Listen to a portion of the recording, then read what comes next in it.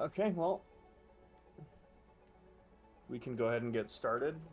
Where we last left off, your group made your way back to New Callum by way of Sandara's teleportation circle. She brought you back to the Mortal Promise, where you decided that sleeping in caves surrounded by moldy ancient wood was not appropriate for a couple ballers like yourselves, so you took it up north to the Platinum Grove. Alara chose to spend her evening dining on lobster mash. Um, So fancy. Varric went to commission some armor. Sandara reached out to Solinor, and you all spent your evenings however you wished. Sandara would have had some extra time to go out and pick up a couple of things. So, Jasmine, all the things that you wanted to pick up, you could have taken the time to go do that as well. Hey. New Callum is the city that never sleeps, so it would be no problem. So, as we begin our day, you will all be waking up in the after a night of luxury and being pampered. So the day is yours. What would you like to do? Get a nice fancy breakfast at this place. Does it have a continental breakfast? They do have a comped breakfast. It's again kind of it is kind of buffet style where you can kind of just get up and serve yourself as there's a variety of foods that are actually being cooked up in front of you by the Triton chef staff here. Are there sausages? Yeah. I'll take all of them. Okay. And then I'll Do go they do tea service? Tea service. Like a high tea or, This would, I would say, it wouldn't be like what you would hope for. It'd be more of like a Lipton service. Okay. Well, Samugi's going to take his tea set that he got from the other Mongol gnome and make himself a nice pot of whatever their fanciest tea sachets are. Okay. Or As you make yourself a nice cup o' tea, uh, roll me a quick wisdom check.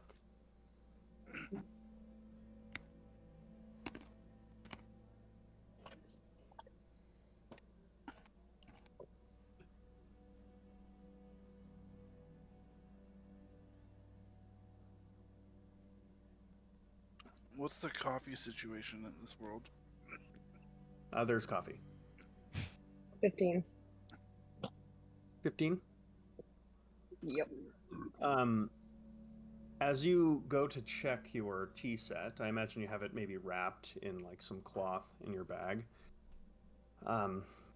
As you go and grab it, it's like vibrating as though it was just moving before you touched it. And then it stops.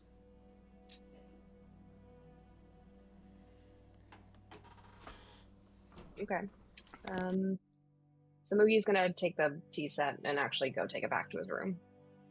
Okay.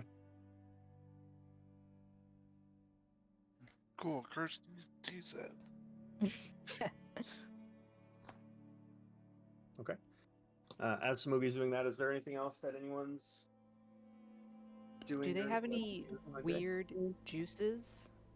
Weird juices? You know, Yeah, there's a whole weird juices section at the end of the bar. yeah, I'd say not really, to be honest. I mean, depending on your definition of weird, it's pretty standard. They'd have the equivalent of like the most exotic it would get would be like the equivalent of like a passion fruit nectar. So it's like, you know, it's being sold as being kind of exotic, but it's not like super rare. I grab some like apple juice and some passion fruit juice and I mix them together and I'm like, Varric, this is the best they had. I don't know. It's not as weird as that land shark juice that we had, but you know. I drink it. All right, yeah, it's, you know, it's not bad. Is this just two juices mixed together? Yes. Good idea. Vitali, what are you doing as everyone's mixing together juices and eating sausage and lobster mash?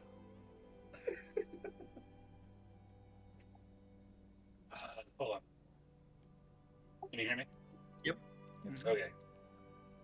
Sorry about that. My headset or my computer somehow lost track of where my headset was.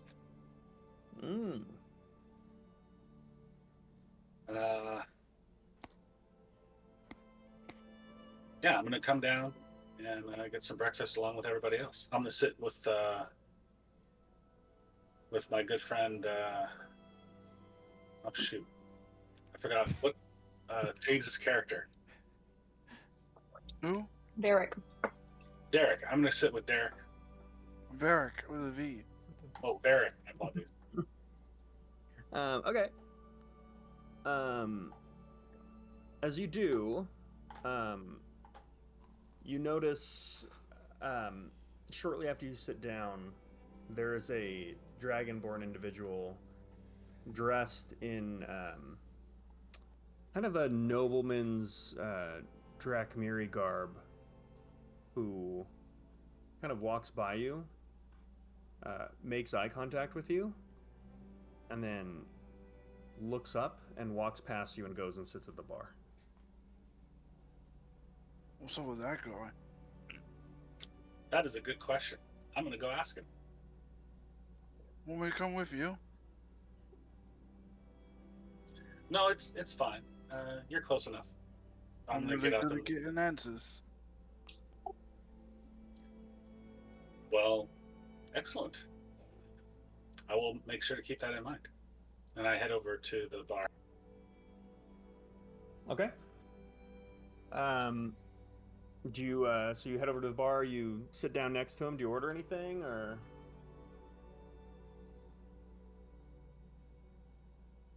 Well, I am a pirate, so I'll just order some ale. Okay. Starting in the morning, right? Can I roll like history to determine if I know what house this guy's from? Yeah, give me a history check.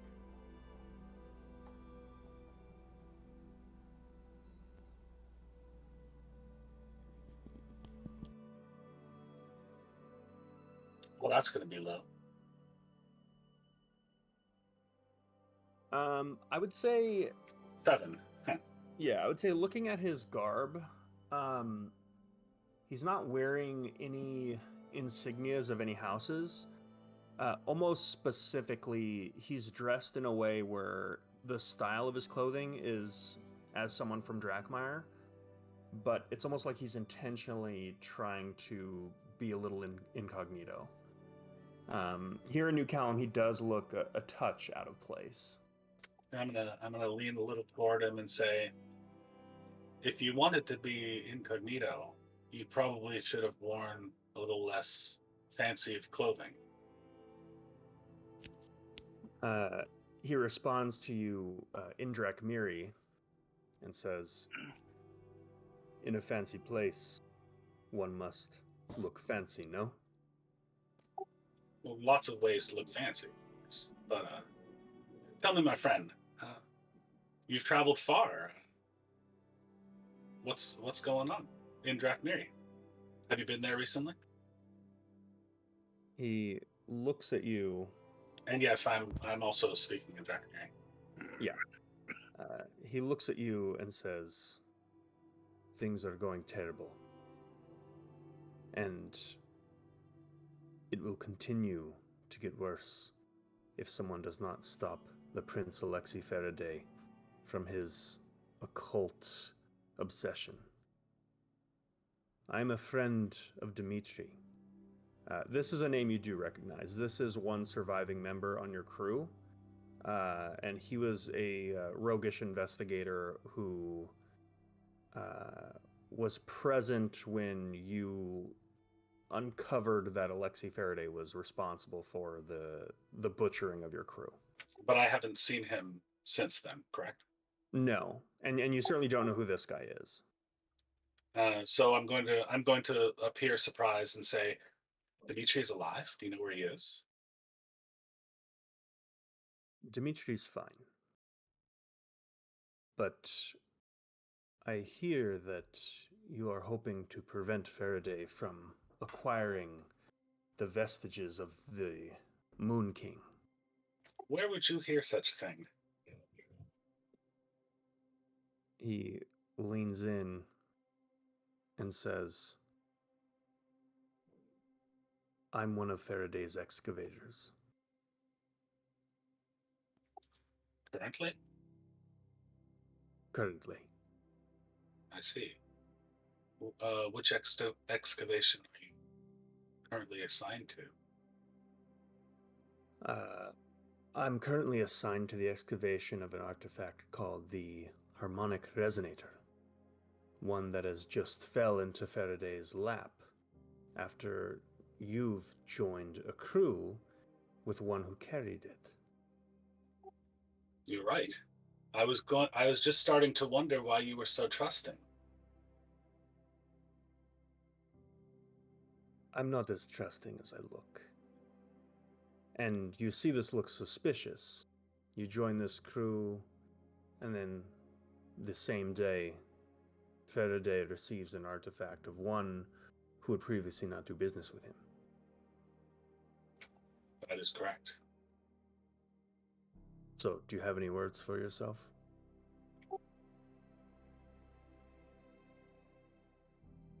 Well, there was a dragon involved. Sorry. There are many among us who do not wish to see Alexei succeed. And many, such as myself, who are in a significant position of risk by having this view. So, it is worth it to know which side you're on. Is there like a saying in Drakmiri that's like loyalty to the old monarchy or something like that? Yeah, give me a persuasion check. Can I cut in just really quick? Uh-huh. Yeah, I've been watching him since he went over there. Mm-hmm. Would I sense any tension? You sense they're speaking not quite as strangers. You definitely get. Go ahead and make an insight check. I rolled a 12. 12. Okay. 18. I'd say Varric, you know that Vitali did not recognize this individual, but they're clearly like talking about something that they each have intimate knowledge of in a way that is serious. So it seems that this individual's presence here is not an accident. Okay. I'll get up and walk to the bar, but not near them. Like if I go to like a corner and just order like a drink. I don't care. Okay. So after I say what I say, I'm going to say Faraday is no friend of mine. He says, look, there's not many of us left. And things are going to be happening very quickly. It seems that Faraday has made a deal with one of his old companions,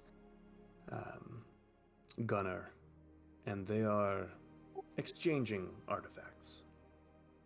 I'm going to repeat the name Gunner just slightly louder. Not to, Like, bring attention. yeah, just to bring like, Yeah. if anyone was overhearing or listening in, they might hear that name. Yeah. I'd allow anyone in the vicinity to make a perception check, and I'll say, Varric, you just hear this. Okay.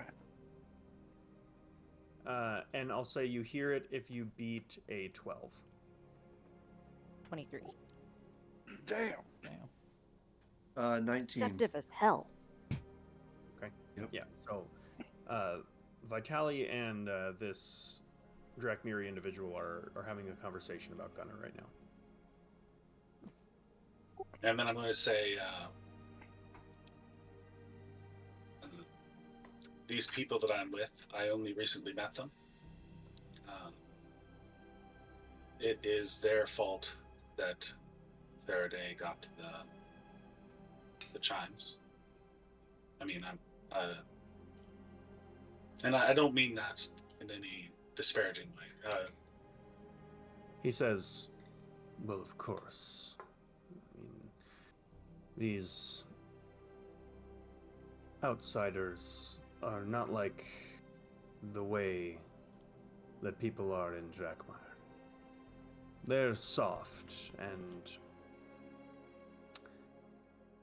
not so... they're easily swayed.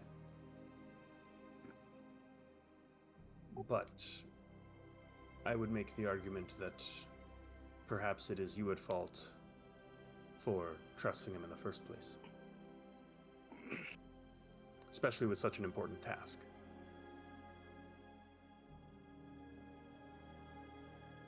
Well, I can say that they are capable.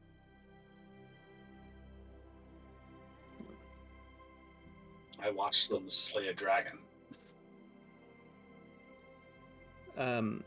He doesn't look... He kind of like cocks his eye a little bit at that. But kind of for a second looks around. He does kind of lock eyes with Varric and notice that he's kind of crept in a little bit closer.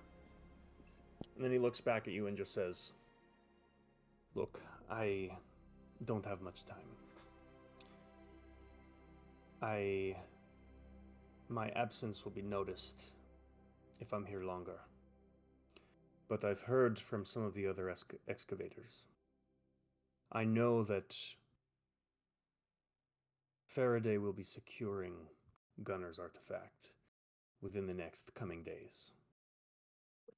I also hear that he is close to broaching a deal with one in Langston called the Bone King.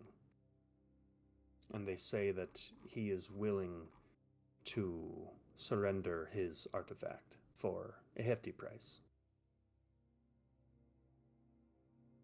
So, brother, I fear that if you do not make some moves soon,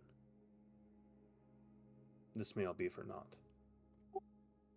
I assure you, my friend, my brother, that I will be making those moves soon.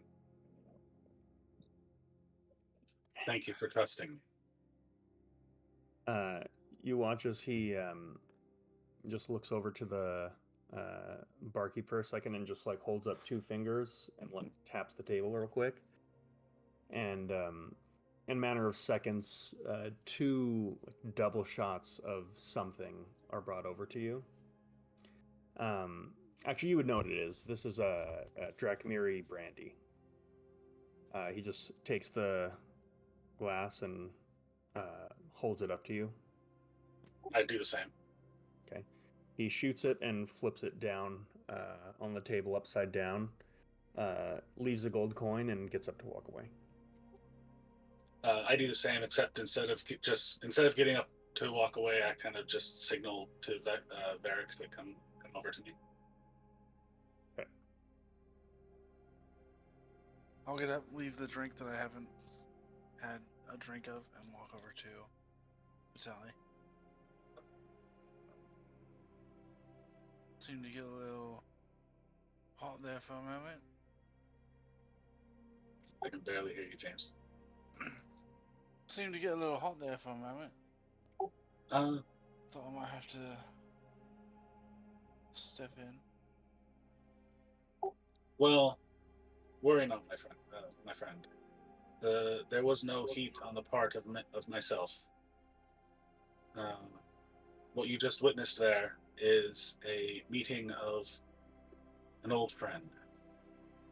He shared with me some information about Faraday. Well, yeah, I gathered that much. Let's Faraday gather and- everyone together. Okay. Okay, as all this has been happening, Samugi, what are you doing in your room?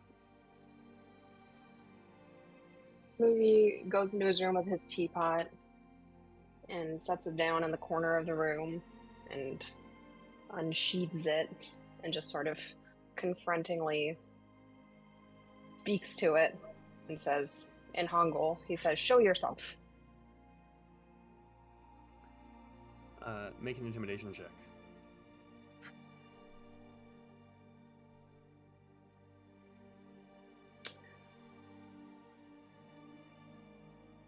Ooh, a natural 20. He said it with his chest. So, as you do, the teacup, almost like in a way where it was surprised, the teacup cracks at the sound of your voice, and then there is like this faint smoke that begins to exude from the crack of it. And the smoke is almost like pushed away from you, just in the corner of this room, just clinging to the wall, until this faint line that reaches the ceiling and begins to creep over the ceiling, kind of hunching over you, as you watch his shoulders kind of shoot out, and the form of a fully fledged Oni appear.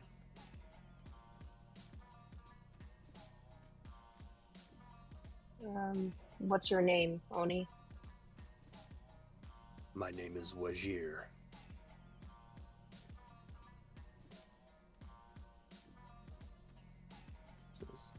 He Wajir, are you a son of Vaprak?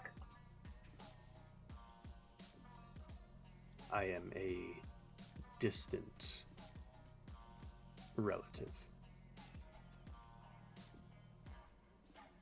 Vaprak is our accursed forefather.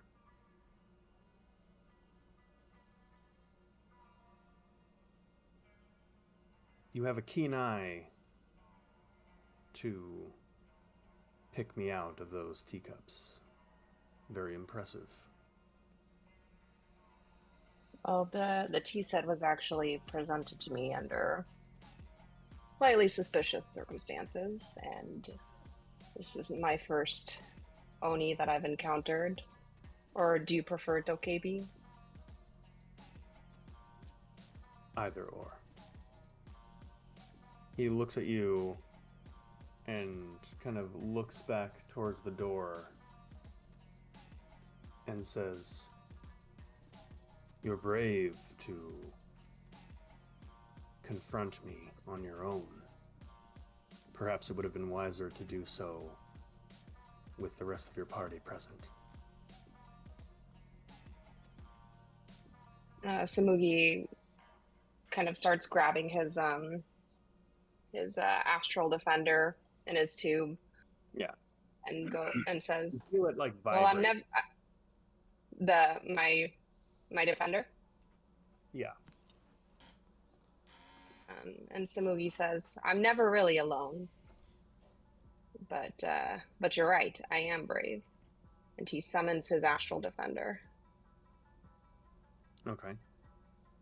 The Astral Defender steps in front of you and lets out a roar, and is like very much postured in a way where it almost recognizes this individual.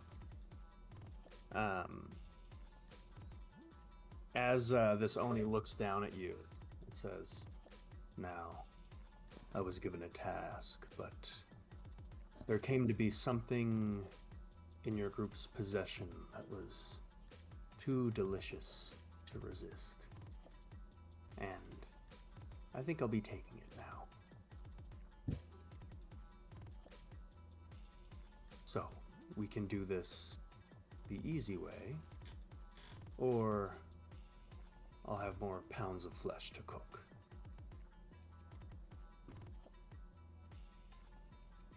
What is it that you seek? The tiefling. Something he carries.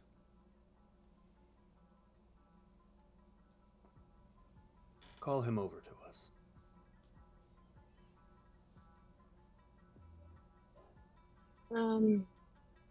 Samugi will start backing out of the door,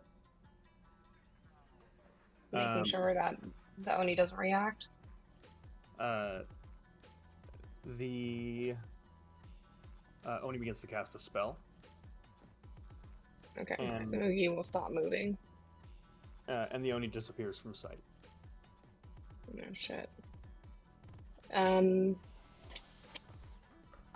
Samugi is going to cast or summon his let's see, what can I do here?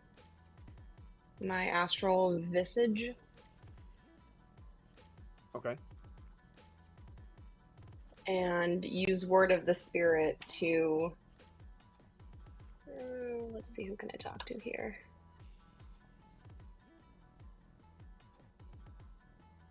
So I can use Word of the Spirit to talk to one creature or all creatures, but can I use it to speak to just my party? Yeah. Okay. And the tiefling he was referring to was Cass, right?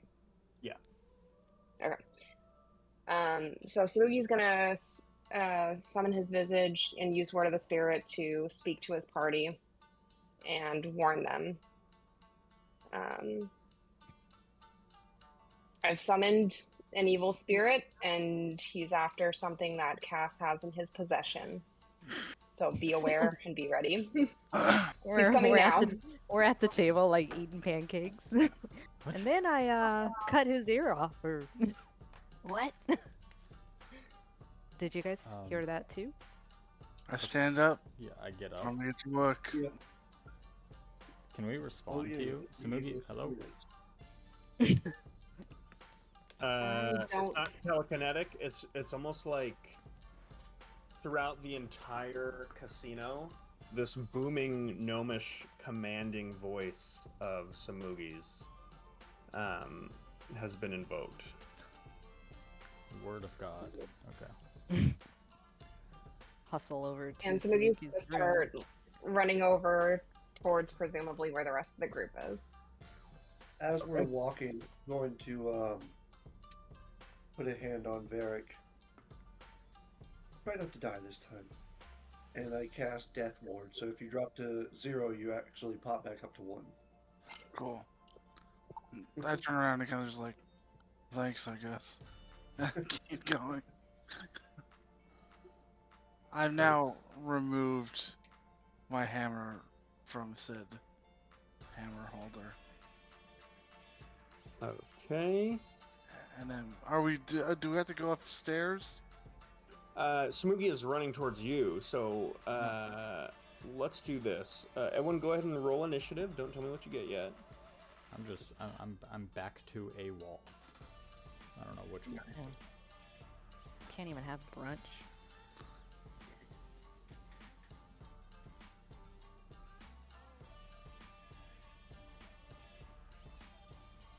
Also, don't we have a special inspiration? Does anybody remember how much it was? It is a D12 Thank inspiration. you. Way to go, Samugi. I didn't know he was an evil spirit. Oh no, I'm excited. Yeah. I have yeah. to. I need You're a chance welcome. to prove myself again that I'm still a competent fighter.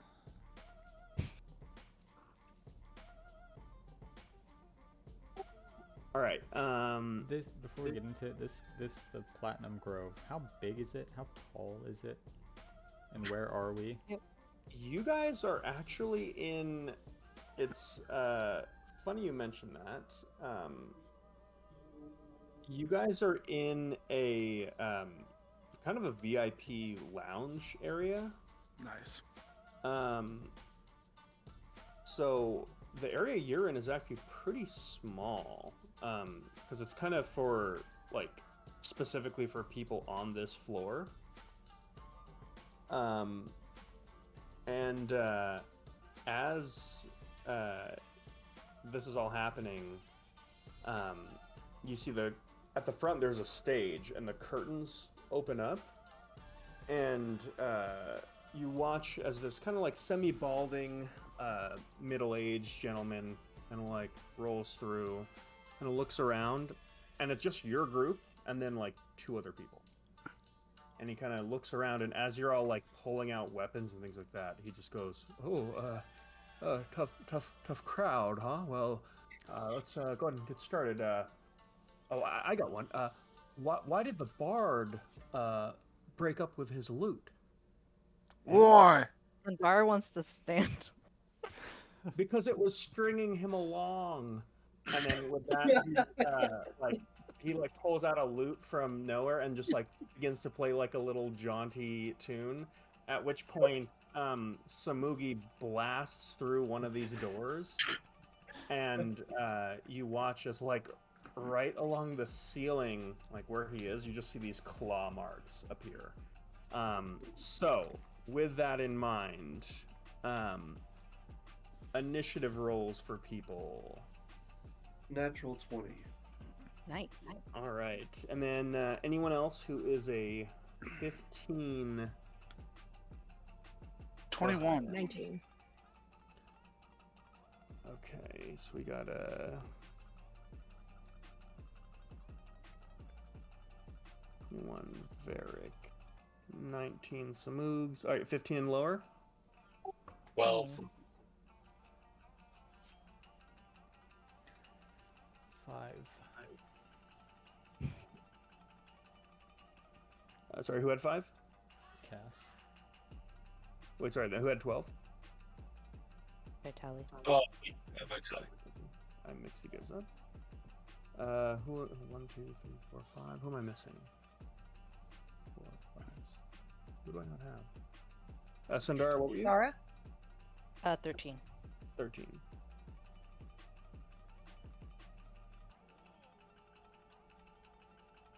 All right. So as I set the stage here, let's see. So Samugi, you blast into the common area, and you turn around and you feel like something is right behind you, and your astral defender also squares up. Yet you do not see anything. Is there any special thing about your astral visage that allows you to see things that are invisible?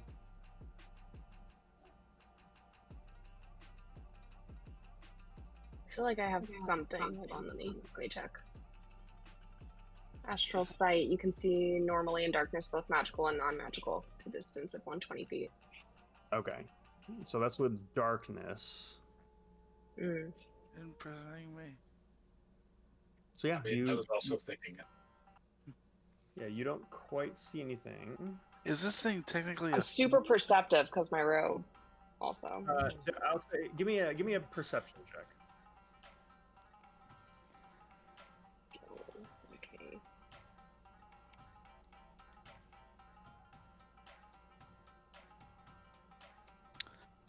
Is this a fiend, Alex?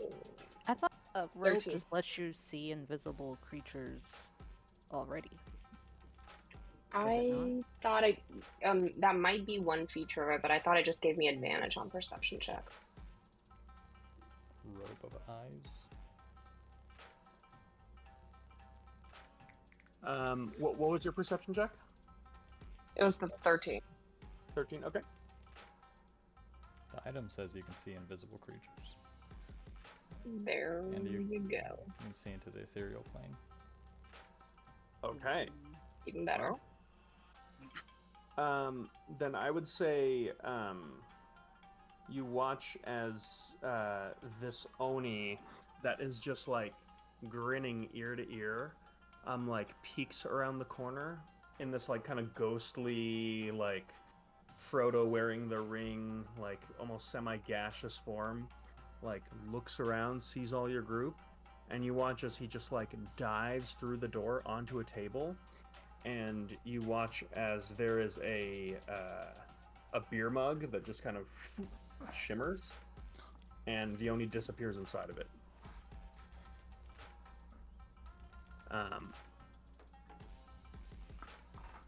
So let me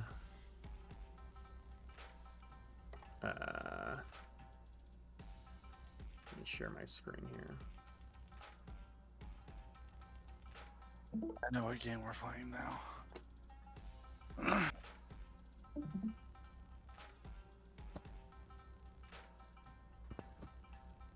Okay. So top of the round, unless Alara wants to go, Varric. There's some kind of movement, and you watch as Samugi squares up and is just like staring at one of the tables. Okay, I look at the table. I don't see anything weird about it, but I just say, Wayne, now's your time, and I'd like to use one of my divine sense to detect good or evil. Mm-hmm. And I notice that anything different? Yeah. You notice a couple things. Cool. There's a strong evil presence coming from the table that Samugi's looking at. Okay.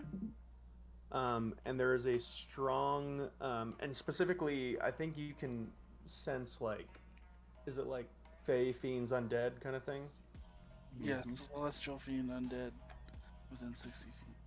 So strong fiendish presence coming from the southwest table.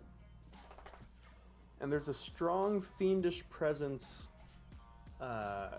coming from the chandelier above the comedian. What about myself? Or Pierce? You don't detect anything coming from yourself.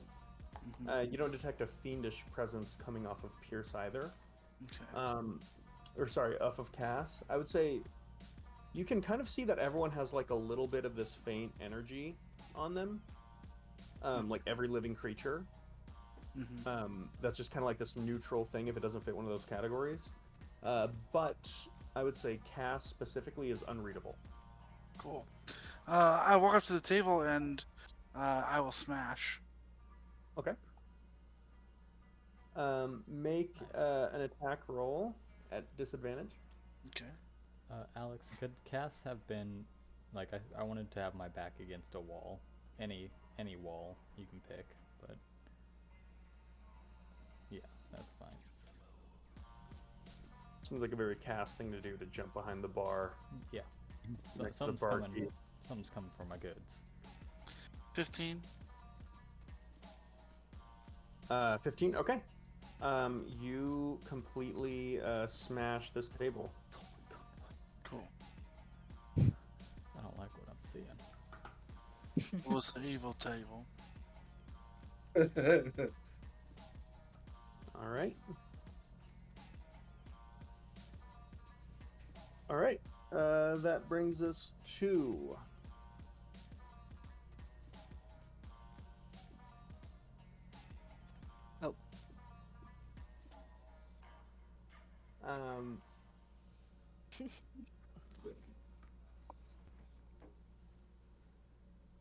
Is the Oni about to drop on my ass?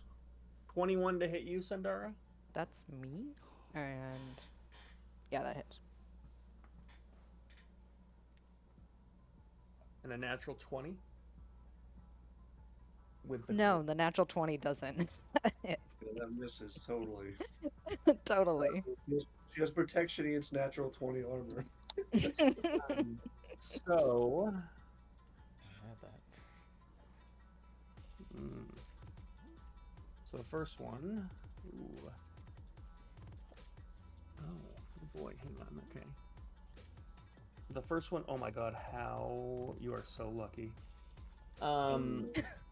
7 points of slashing damage. Here we go. Big money. That's better. And the second one is going to be 31 points of slashing Holy damage. shnikers. Shit. Just an invisible. Just random invisible claws wrecking me. Cool. So you are just shredded from something behind you, and you feel like this hot, like rancid breath that just smells like burnt meat. That is just laughing as he does it. That brings us to Samugi. Damn, you guys all rolled higher than me? No, Yeah, you you can got- go You had a whenever. natural 20, so you can go whenever. I had an unnatural 20. I was like, Oh. dang. Oh, Oh. No, I rolled a 19.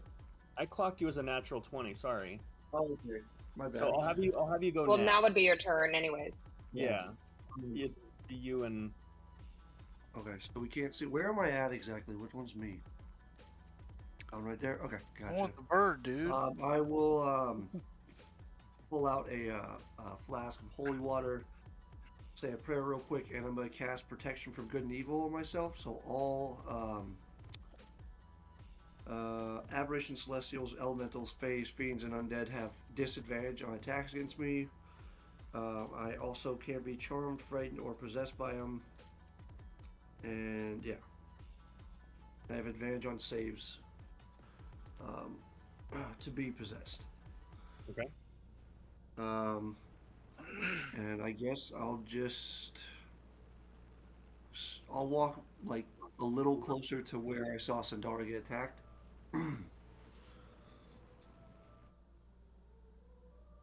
And that'll be my turn. Okay. That brings us to Samugi.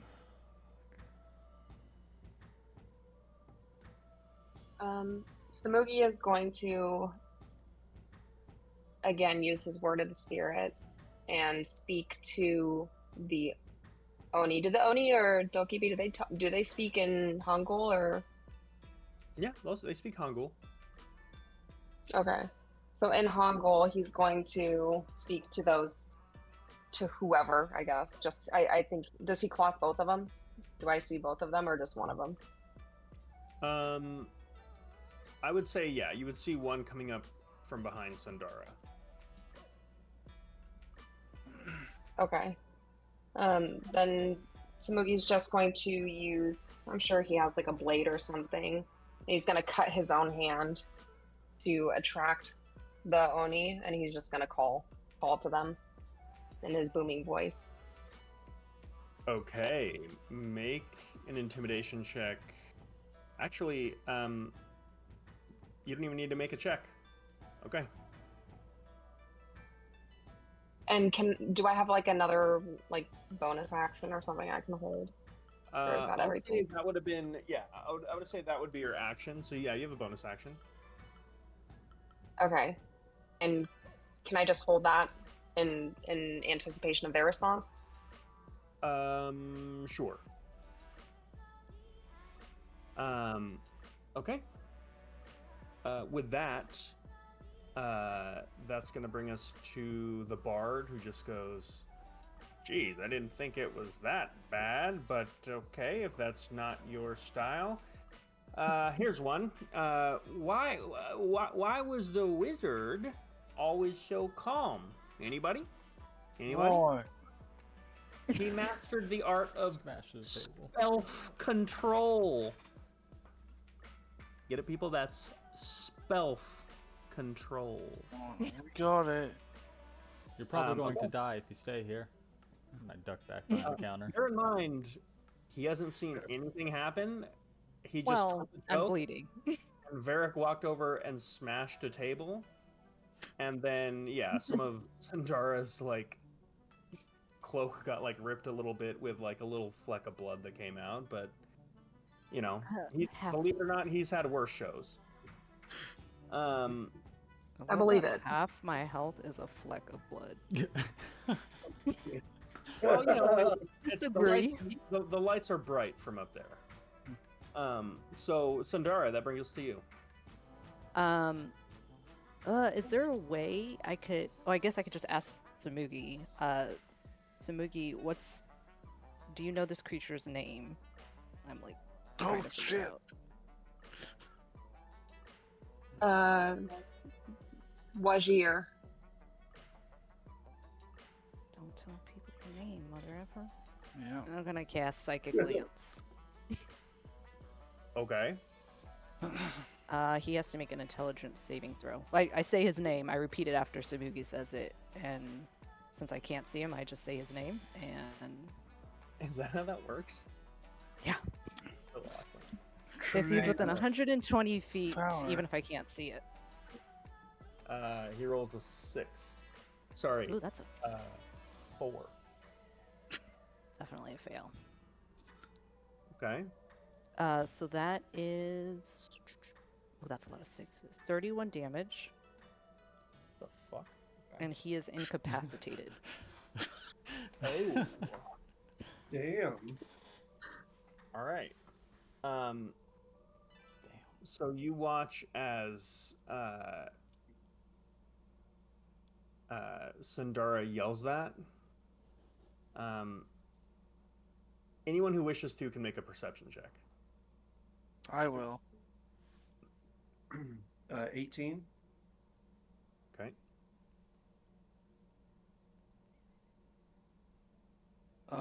7. Okay. I rolled low enough that I'm embarrassed to say and will not share, but it was not a natural. I'll say I rolled a DC natural for 20. this- yeah, the DC for this was 25. Holy shit. Oh, shit. Samugi, you watch as a beer mug on this table over here cracks. When I smashed? You smashed the table. You missed the mug. No, I mean on that table. Yeah. Okay. Okay. All right, Sandara. Oh, Excellent. and Anything else you're doing? I will dodge as a bonus action. Okay. Very good.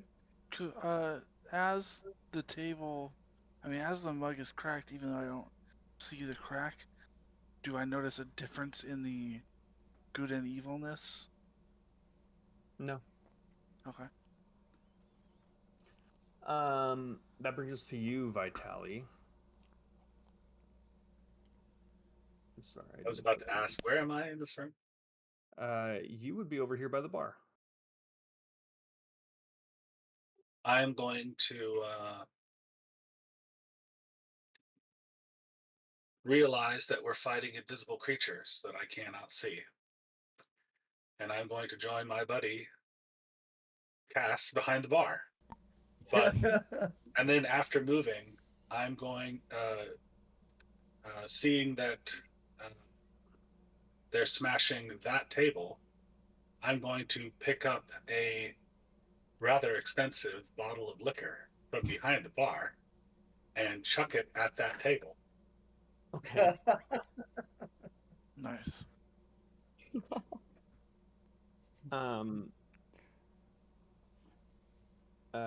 Very good. Go ahead and just roll a dexterity check. So that's an 18. Okay. And then immediately I'm going to hide. Okay. So the bottle smashes along the kind of lamp portion that's sticking out of the table. And you kind of duck underneath the counter here, and you watch as the barkeep looks down at you and just goes, "I'm afraid that we will be charging this damage to your room. I'm just gonna give him the thumbs up. Um, and she like looks at you like with this horrified and kind of shocked look, and then looks up at the comedian and is like, okay. That brings us to my little teacup, who is incapacitated Yep. until when? Get up. I think till my next turn. Okay. Until the start of my next Did turn. you just say get fucked? No, I said effed. Oh, okay. All right. I was feeling saucy, you know? We're Yeah. corrupting you. No, I was almost gonna give you inspiration. That brings us to Cass. Okay. I will to the barmaid, barman. I don't know. Listen, you really need to get out of here. Hide, go through that door over there. Just run, or don't, and find out. And then I'm gonna lean over the counter and cast Detect Magic. It's only 30-foot range, but I don't know if invisible people have an aura. Nothing within 30 feet. Okay. And then, as a bonus action, I will inspire Varric. Okay. Just keep hitting the tables. One of them's got to be it. Thumbs up. Okay. That brings us to top of the round, Varric.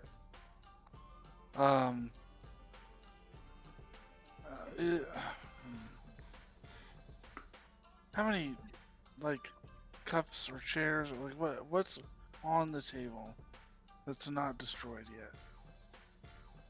Let me roll a luck check. Cool. Lucky number 13.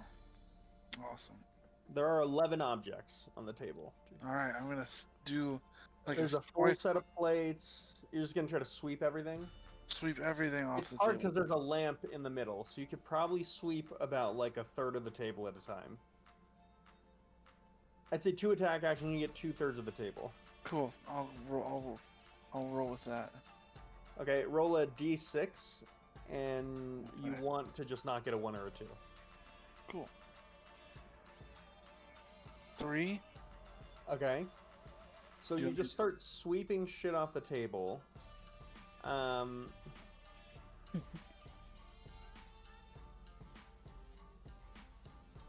The teacup in question, or sorry, the mug,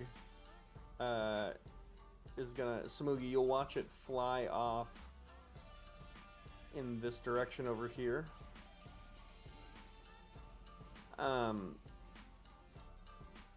Varric, go ahead and roll 2d6 damage. Nice.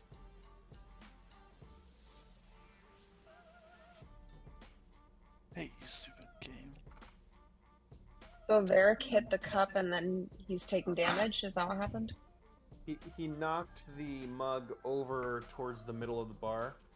And Cass, you would see in your vision like one of the things that Varric knocks off the table. One of them is magical. Great. And you see it So- right over here. 7. And then Okay. do I notice that the good or evil has moved? You do. It went in a kind of a clattering of objects that went over to the east of the room. Cool. I would like to use my movement to go there. Okay. I'll say you see 2 mugs and a plate that were knocked over this way. Okay. Can't tell which one is the offending agent. Do I still have more move stuff I can do? If you action surge. We're gonna keep it chill for right now. Okay, keeping it chill. That brings us to our only friend here who is enraged by the sight of Samugi's blood. Samugi squares up. As you can see him.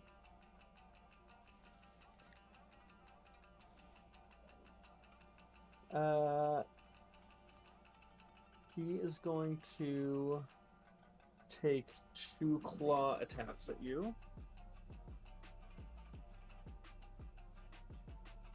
At disadvantage. Wait, were you dodging?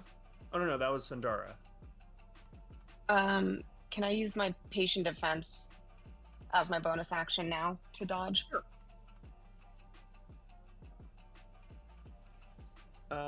So these are at disadvantage. So, okay, that brought a natural 20 down to a 22. That hits.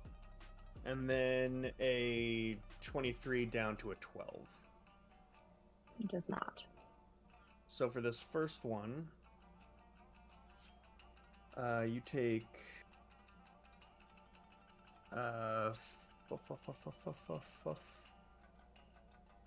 18 points of slashing damage.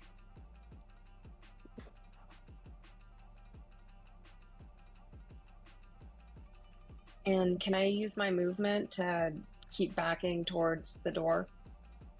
Well, it's Step your away. turn now. Or- So you want to step away? I want to like keep facing him and like baiting him with my blood, but Okay. kind of leading him, I don't know, with my Out? back to the door, or yeah, away from my party. Okay. Do you want to do anything to disengage here, or are you gonna risk it? No, before before that, I'm gonna attack first actually. Okay. So I don't believe I've summoned my arms yet. So No. I will do that. Okay. And that's a dex saving Yeah. throw for you. That's a 15. Fails, and that is 7 points of force damage. Oh, and what is the multiplier for size? 2d4. Big boys. What did I just say? 7 plus 5. 12 points of force damage. Okay. I'm going to attack with my arms twice. That's a 17. Yes. And a 26. Both hit. 9 and Question. 7, so 16 points of force damage. 16 points of force damage. Okay. And let me think. I already used my bonus action. Ooh. I'm going to use Stunning Strike, which is a Constitution saving throw. No, wait. Yeah, it's con, I think. Yeah, it is. Yeah. 19. Wait. Yeah, 19. Damn it. Okay. All right. That Succeeds. is fine. Yeah, that succeeds. I'm gonna use my movement to back towards the door as far as I Right. can, which is It's going to try to hit you. I think your patient defense lasts until how long? patient defense. It just says you can spend 1 key point to take a dodge action as a bonus action on your turn. So I think dodge action goes to the beginning of your turn. So it's going to try to hit you for a 19 to hit. That's Then 6. 10 points of slashing damage you take as you back towards the door. How you can make it inside if you want. what is that room? Is that like the exit or This is Is the it like exit. This is storeroom? where you came from. Okay. Sure. Yeah, there's a window out here that leads into town, and then a door here that leads back up to the rooms. Okay. What Okay. is that right there next to me? This is Samugi's Astral Defender. Oh, cool. Scary. So, question: do we know that the Oni's after Cass? No. That's what Samugi said. Okay, that's why. Okay, I wasn't paying attention. Not that I don't ever pay And attention. can I use my Astral Defender? I forgot about him. Yeah, you can use him to go and give advantage to anyone who's in melee of an Oni. Okay, I can also use like his action, like to attack. Yeah.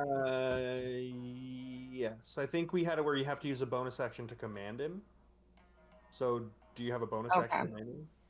No, I don't. Okay, so then I'll just use him for his flanking advantage. So, who's where? Who's closest? The Oni. It can't. So it would be Sandara. So you can have it go get next to Sandara because it can't see these things. Does that even help Sandara if she's like casting spells and stuff? Oh. If she did a melee spell attack, it would. But that's the only one that I'd say It can't give it.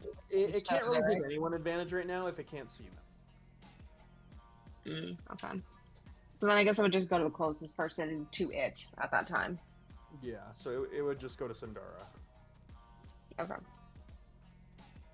Okay, anything else on your turn? I think that's it. I think that's all I got. Okay.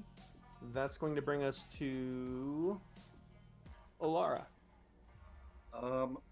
I will see Varric smashing things and heading towards closer to the bar. Even though I can't see anything, I will cast Guardian of Faith in front of the bar. Okay. So that large Astral Guardian shows up. And that is all I can do. I'll move closer to the bar too. Just kind of rally into a fallback point. Okay. So you're placing your Astral Defender. Yep. To protect Cass.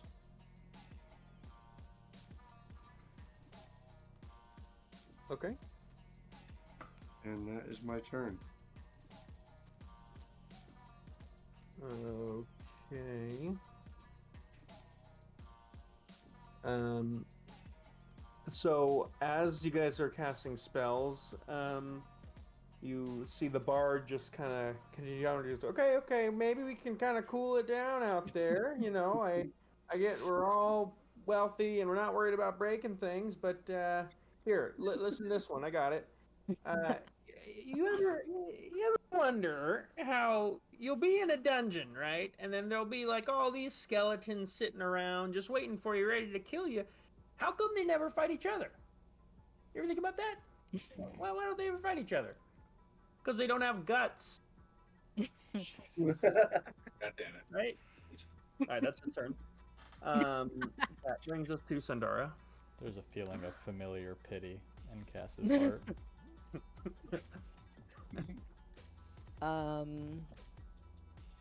Shoot. I need to see stuff.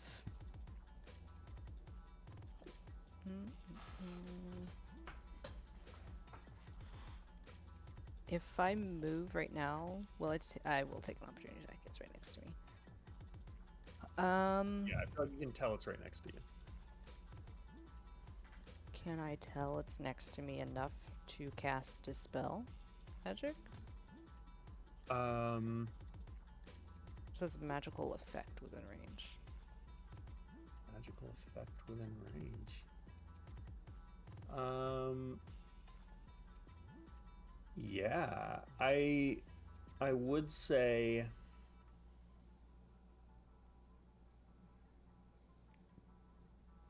I would ask you for a spell attack on this. I'm not going to make you do it at disadvantage. Because I think... what'd you say? That's a thanks. Well... Now do it. No takesies backsies. Hey, let me read the spell. Range 120 feet. One creature, object, or magic effect within range. Yeah, I'm going to split the difference here and ask for a spell attack, just because, you can't see the thing, so I imagine it would be difficult to target. I won't make you roll at disadvantage, but I will ask for a spell attack. Okay. Oof, an 11. 11. Okay. So you attempt to use a dispelling effect, and it's right in front of you. You know it's there. You do, however, have to roll a spellcasting ability check for the difference of the spell. Is a thank God that's better. That's a plus 5, 23. Okay, the DC was 12.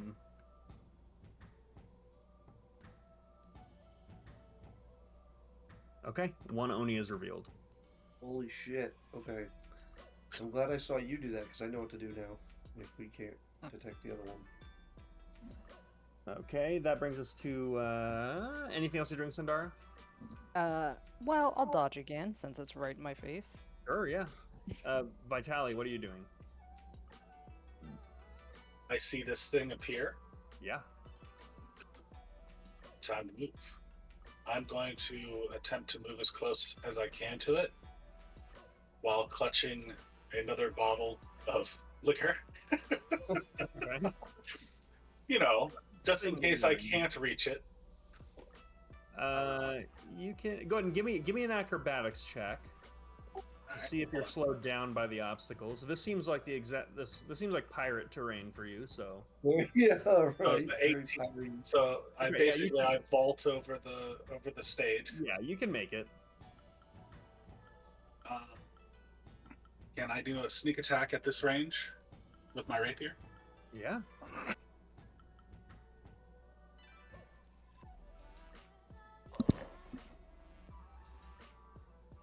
Hold on, I gotta find out where that is. So 17 to hit. 17 hits.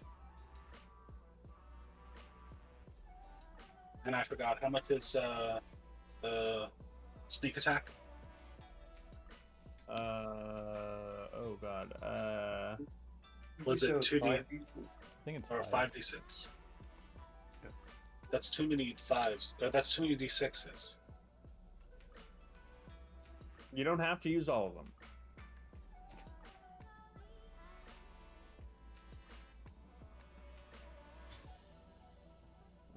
Yeah, I don't have access to your character sheet. I don't know how many d6s it is. 16. 16 damage. Wait. 22. 22. Okay.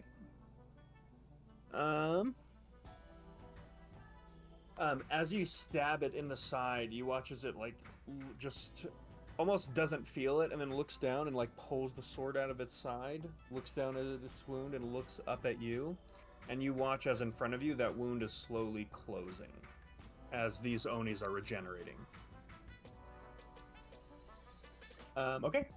I'm going to, I think it was a reaction, did you say it was? I'm going to hide again. It's a bonus action. You have nowhere to hide right now, and you use all your movement to get over here. You can bonus action disengage, or I'm sure that wouldn't help you either. You can bonus action dash, but you would not take a hit because you are a swashbuckler. So you can bonus action dash to get away.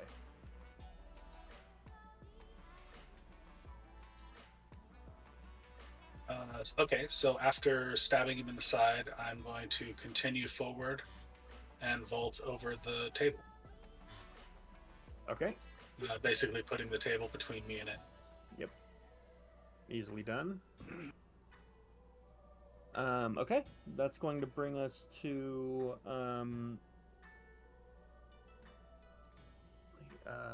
that is going to bring us to this Oni over here. It regenerates health.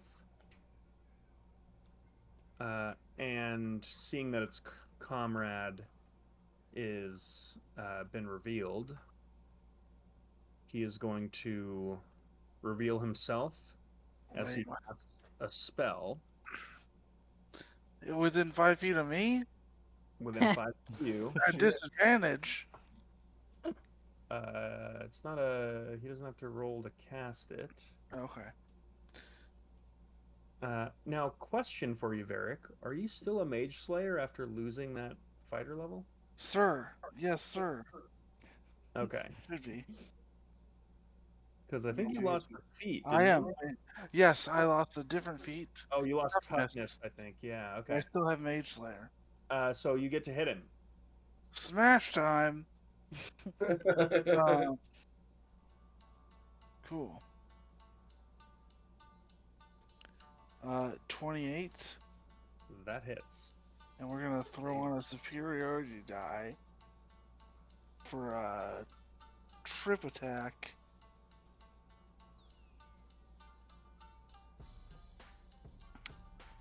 And I'm also going to use my Divine Smite as well. Very smart. Okay. Fine, smite. Oh gosh. Time for the big bonk. Yeah, we're big bonking today, boys. Strength and faith build. Question: How high is the chandelier? The chandelier is going to be probably about 15 feet up.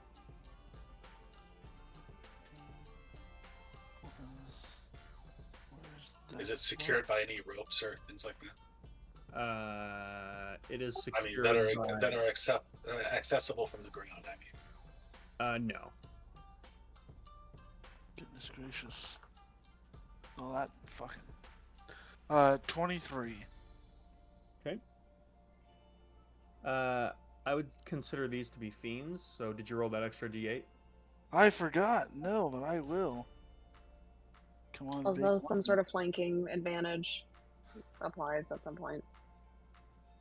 Not for the one Varric's swinging on. It's a total of 27. 27. All right. Oh, and I need to make a. Okay, that's a 22 for the strength save. Yeah, that passes. Okay. I totally forgot about that for a second. This Oni is going to cast. Let's see. Oh, cool. Hang on, let me check the spell again. The radius.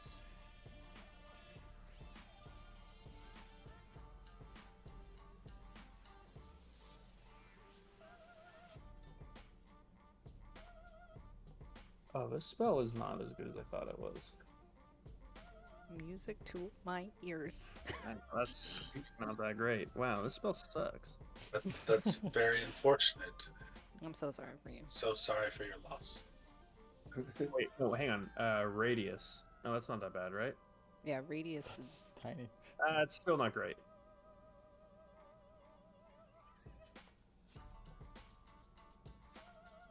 Oh, god damn it.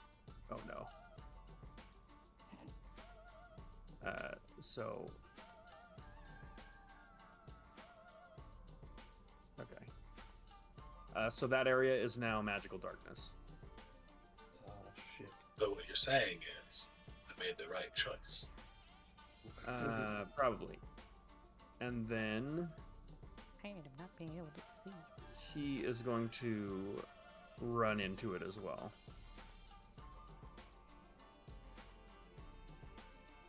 Okay, and that is going to bring us to Cass. I will cast Dispel Magic. Thank at you. Third Yes. level on the darkness. I'm sorry. Okay. And as a bonus action, Oh, there's a lot of Onis. yeah. Oh god, no. No, it's looking at me. Oni sandwich. As a bonus action, is that Alara right in front of the Oni? Yep. I'll inspire Alara. Yeah, thank you. Okay. That's my turn.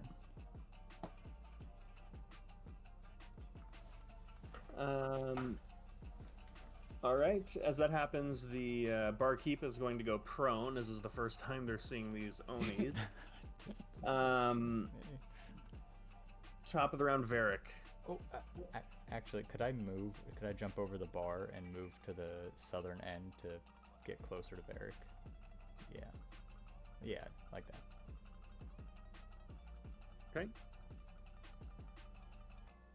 Well, the first thing I'm gonna do is point at the one that I just whacked and then ran away and said, "You're not going anywhere," as I use my channel divinity to cast Vow of Enmity, which gives me advantage on attack rolls for a minute or until he dies. Oh, damn. Bring out all the new toys. Yeah, I know. Yes, sir. We're going crazy today. I'm gonna use Great Weapon Master because I have advantage. You have a flanking bonus as well. And Oh. a D8. Wow. There's too much stuff happening. So both. Hold on. Let me make sure I don't get a 20. Okay, so both my attacks are a natural 19 plus 5, whatever, 23, 24. Sorry. Okay. To hit for both Both of them. hit. And then we're going to also lay down another superiority die for another trip attack. And then we're also going to do another divine smite. Hell yeah. Damn. So I Fucking wanna hit hard. see if we can end this, guys. So I just picture you jumping off the table, Varric, and like smashing this fucker in the face. Yep, that's exactly what happens with the first hit that knocks him to the ground. As Is he he- fails his strength save. oh, sweet. Okay. That would be really cool if we could see it. We can see. Oh, we can. They're visible now. Oh, Yeah. they are? Oh, that's right. You dispelled the darkness. Dispelled. 15 and 6. Wow, that was quick. 15 and 6, 21 and 35 points for the first hit. Okay. And the second one is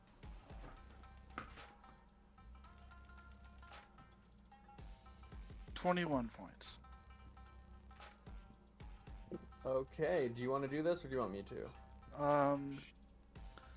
I will let you do it if you make the channel divinity cool.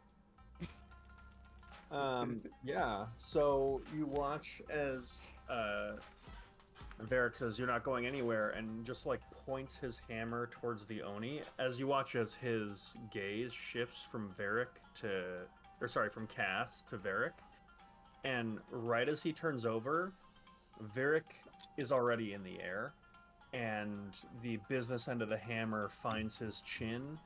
And you just watch as there is this cloud of just teeth that sprays across the room as the Oni, 2 palms hit the ground, and he looks down, exhausted from that blow.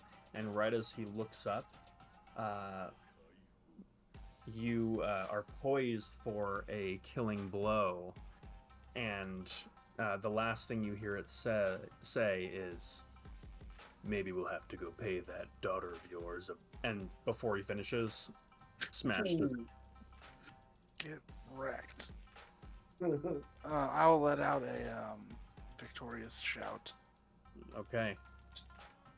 Just, "Ah!" And point my hammer at the next Oni. Like, Yeah. like a WWE fighter getting ready. Yeah. He is definitely off-put by this, very savage display. As Sundar, you're right here in the armpit. Armpit. You know what though? In Dark Souls, that's the safest place to be. So, that I don't know why I'm on it. That brings us to On a Souls like-minded. yeah. That brings us to it. This is not going good. So what are those two other patrons doing that were in here with us? I mean, I had assumed they They had already fled. scattered once you guys started breaking shit up. Okay. Yeah, they don't get paid to stay here and deal with our bullshit.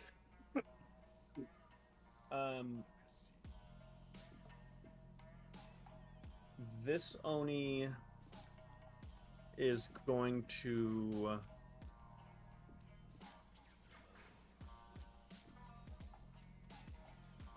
oh man, I have not been playing this optimally.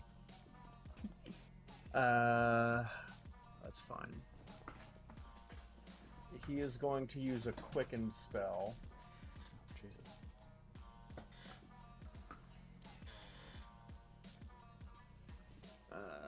Actually, he's going to eat opportunity attacks from both of you as he takes flight Cool. and moves. You're not in range, Oh, it's cool that but he's fine. Sundara and The cat. the Astral Defender can take opportunity attacks on him. I'll save my reaction in case I want to do something else. Okay. Do you want to hit him with the Astral Defender? Yeah, I'm gonna. Can you tell me what this means? The Beastmaster bonus. It says the companion gains an additional bonus to attack and damage rolls equal to the ranger's proficiency bonus. What does that mean? That's just how the stats are calculated. Because I used like a Beastmaster companion as a template. Don't worry about that. Okay. That's already calculated into how this thing does Gotcha. damage. That is a 16 plus 7. 23 to hit. Hits. D6 plus 4. Nice. 10 points of damage. And target must make DC strength saving throw on a failure. The target is grappled. So DC 16. God. He's grounded. Roro. He was gonna try to fly out of a window. That's why I did a quicken spell, but you're yeah, your Astral Defender has him grappled, so he is stuck. Nice. And I didn't even have to use a bonus action for that, right? Because that was an opportunity attack. That was a reaction. Okay, well then he's stuck here. He still is going to use a quicken spell. He's gonna cast a Cone of Cold. Cool. I can take it. Oh my god. I need Astral Defender. Oh. Sundara, you're right at the precipice of this, so I'm going to give you a dexterity saving throw to see if you even get hit at all. Sweet. I dodged, so I've got advantage.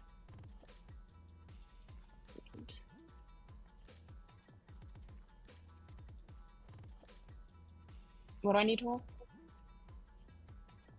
It's a 27. You're for the. So it's just going to be Astral Defender, Alara, Cass, Shit, that's a big guy. this thing. That thing just stays up Okay. until it's 60 points of damage. Yeah. And then you're out of range, Sundara. Everyone make a Constitution saving throw. Am I in range? Yes, you are. Natural 20. Nice. What if I have resistance to cold damage? Then you will take half damage. 6. Oh, you're fine. You're not in range. Oh, okay. Never mind. Sorry, you said everyone. I thought that included me. Sorry. Everyone was probably a poor choice of words. Which Wait, That's a fail. you said Constitution or Wisdom? Constitution. Oh, okay. my sheet only has for saving throws, Dex, and Wisdom. So that means it's its Constitution modifier. So which is a +3, Is that its Constitution modifier? I guess. I think so. Yeah, that's what it says. 9. Unnatural 20. Nice. The Really? DC is 13. So if you got less than a 13, you Okay. take 47 points of cold damage. But I only Holy take fuck. 20 something.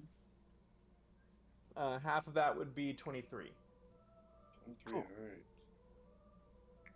Ouch. That still hurts. Thanks, being a Goliath. And then it is going to. I mean, it's grappled by this fucking thing. It's gonna. Is your Astral Defender still up, Jess? Yeah. It took 23 points of damage. Oh, even if I passed, yeah. I mean, yeah, it did either way. But if I pass the You take half damage. Constitution saving throw, I take half damage. Okay, got it. Yes, 23. it's still up. Okay. Then it's gonna hit your Astral Defender. God, I miss. Spell and an attack? I did a quicken spell. 14 to hit your Astral Defender? Hold on, I don't think so. No. Yeah, I didn't think so either. Oh my god, that's fucking less. Okay, I'm just grappled and I can't do anything about it. Okay, that's its turn. That brings us to Alara and Samugi. You want to go first, Smoothie? Wait. Did I mess this up? I think I skipped.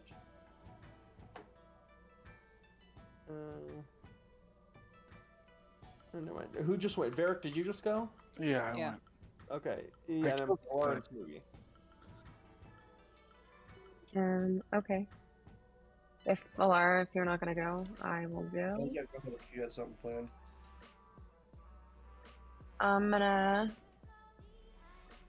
I'm just gonna. So.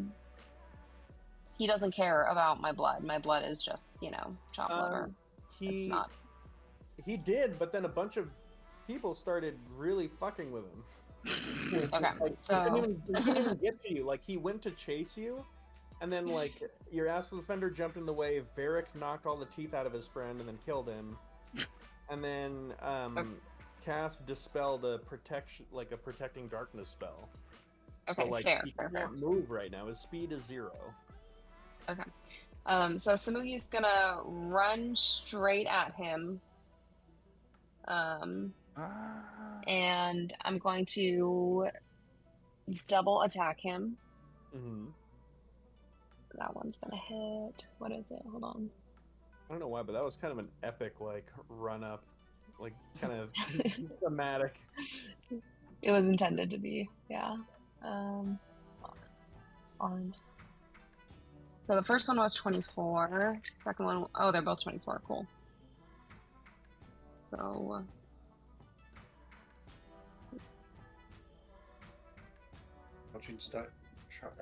Crouching Tiger, Hidden Dragon style, start kicking him in the chest. 6 plus 8, 14 plus 2d4. 15, 16, okay. So it's 16 points of. I never know what kind of damage this is. Bludgeoning damage. I think it's force damage, but okay. It's different from my summoning damage for some reason. But anyways, okay, so that's that many points of that damage. Okay. Plus a stunning strike, which is a Constitution saving throw. 21. Man, my character sheet reset and all my damage is back to full. What the fuck?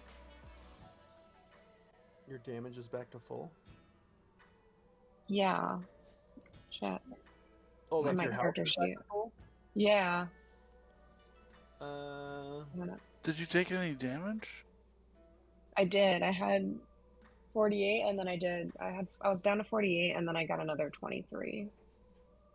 Hold No, on, you I'll didn't take calculate 20. it. no. Samugi didn't take that damage. Oh, that's right. That was the Astral But Defender. I haven't taken any damage at all. You got No. one hit. No, it hit you once, I'm pretty sure. I thought I was down to 48. Yeah, Okay. we'll say you're down to 48. Okay. Now, question for you. Would that 23 damage, would that have brought your Astral Defender down to 0? No, Okay. because he has 55 points damage, hit points. Fucking shit. Gotcha. That's almost as Um, much as me. The stunning strike was a Constitution saving throw. Sorry, Failed. it succeeded. Succeed. Okay, damn. That's fine. I'm going to use Flurry of Blows as my bonus action. Okay.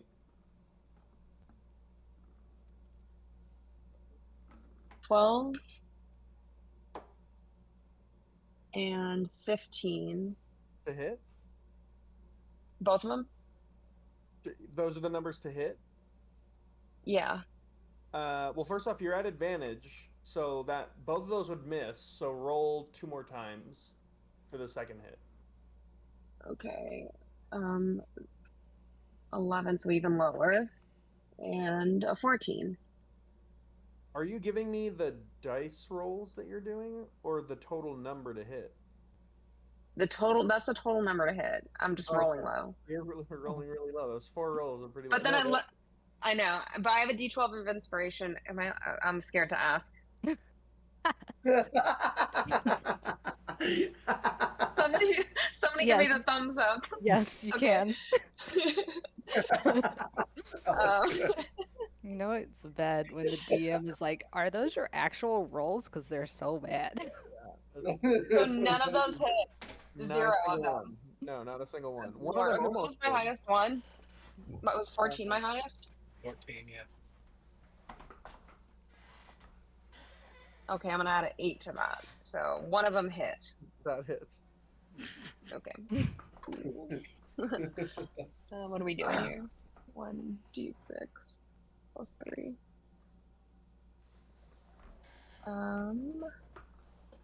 7 points of bludgeoning damage.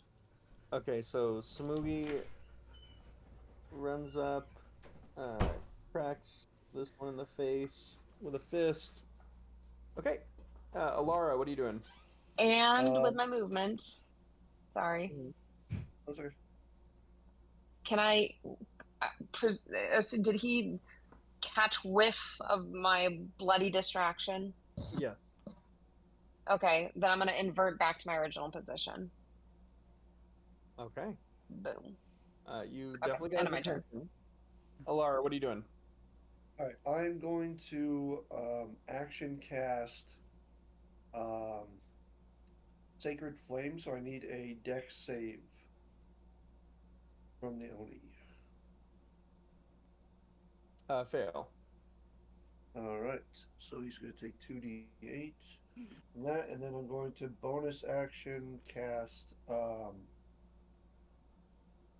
my spiritual weapon in the form of a whip and attack with that. So for the Sacred Flame, he takes 11 points of radiant damage. Okay. And then the spiritual weapon, 16 to hit. Okay. That just hits. Okay. And he takes 12 points of force damage. Okay. And that's my turn. All right. He's beginning to look a little ragged. Just in With time. that,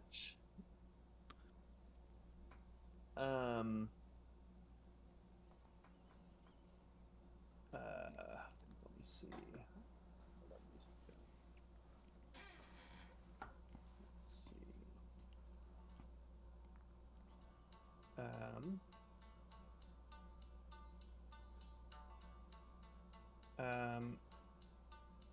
The bard is gonna run to the back of the room, peek out of the curtains over here, and attempt to cast vicious mockery on the Oni. Nice. Oh, shit. Oh yeah. And the Oni succeeds on the wisdom save. So you just watch as He continues his set. you just watch as he just goes, why did the Oni become a vegetarian? Because he couldn't handle the indigestion of swallowing burnt meat. And then he turns and leaves. Good. You watch as he like scrambles through the back like so fast that he just like actually trips, falls, and then picks back up and just scrambles away. Okay. He killed it, by the way. I did hit the kill button. You'll never see him again. That brings us to Andara and Vitali. I will cast Shocking grasp. Quickened. I have never quickened mind sliver, so that's an intelligence saving throw. 16. That fails, but I only do 2 damage. Roll 2 ones. Yeah, but then something else bad happened. And then since I can see him, I'm gonna cast Psychic Glance again. Okay, and now I'm at like a negative D6 or something. Negative D4. Yep. A D4. Okay. There's intelligence again? Yes. God. Yeah, that's a fail. That is 21. Okay, and I'm incapacitated. Incapacitated. Oh, that's Okay. my favorite. That's, yep. And then I'm going to move due south past Varric, pat him on the shoulder, and say, "You got this, buddy." Yeah. I'm not even gonna turn your character around because I don't imagine that you bother. All right. So that brings us to Cass. I know that brings me to Oh, Vitality. sorry, Vitali. Yeah. I'm gonna come around the table and slash at it, or not slash at it, stab at it with my rapier. Yeah. I mean, it's at advantage, and it's incapacitated, so its AC is now 14.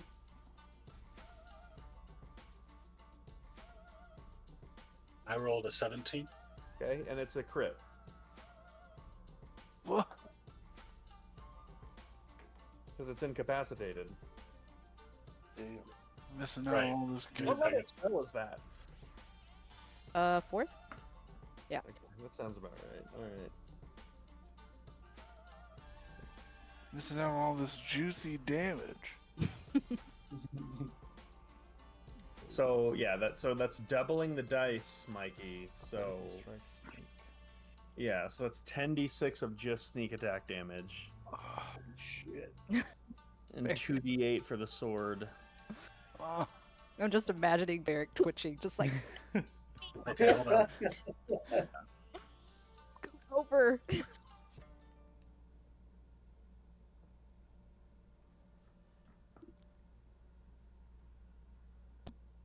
39. Damn. Damn. One hit. 72. Magic words. Wait, 45, because I forgot the +6. All right. Do you want to do this, or do you want me to? Son of a bitch. So, seeing that it's incapacitated, I ram my rapier into its neck from behind, and booming blade explodes. Correct. Cool. Basically, causes its head to come partially off, Yeah. and also bathing me in its blood, of course. Yeah. So you watch as it, after it just got like popped by Samugi and caught a whiff of your blood, it is like crazed looking at you, and you watch as it finally shakes off the goddamn Astral Defender after like 3 rounds, and then goes to lunge at you, and you watch as in like a very kind of like Brad Pitt out of Troy, like you watch as the golden dragonborn just like dives forward, and just like a little needle just goes in and out of its neck. You watch as he like his eyes go wide and his face goes pale, and he takes one step forward, and then like a detonation inside of its neck just blows its head off and bathes everyone in like this dark purple oni blood.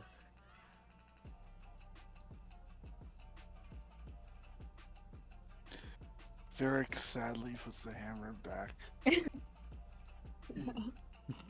Bummed.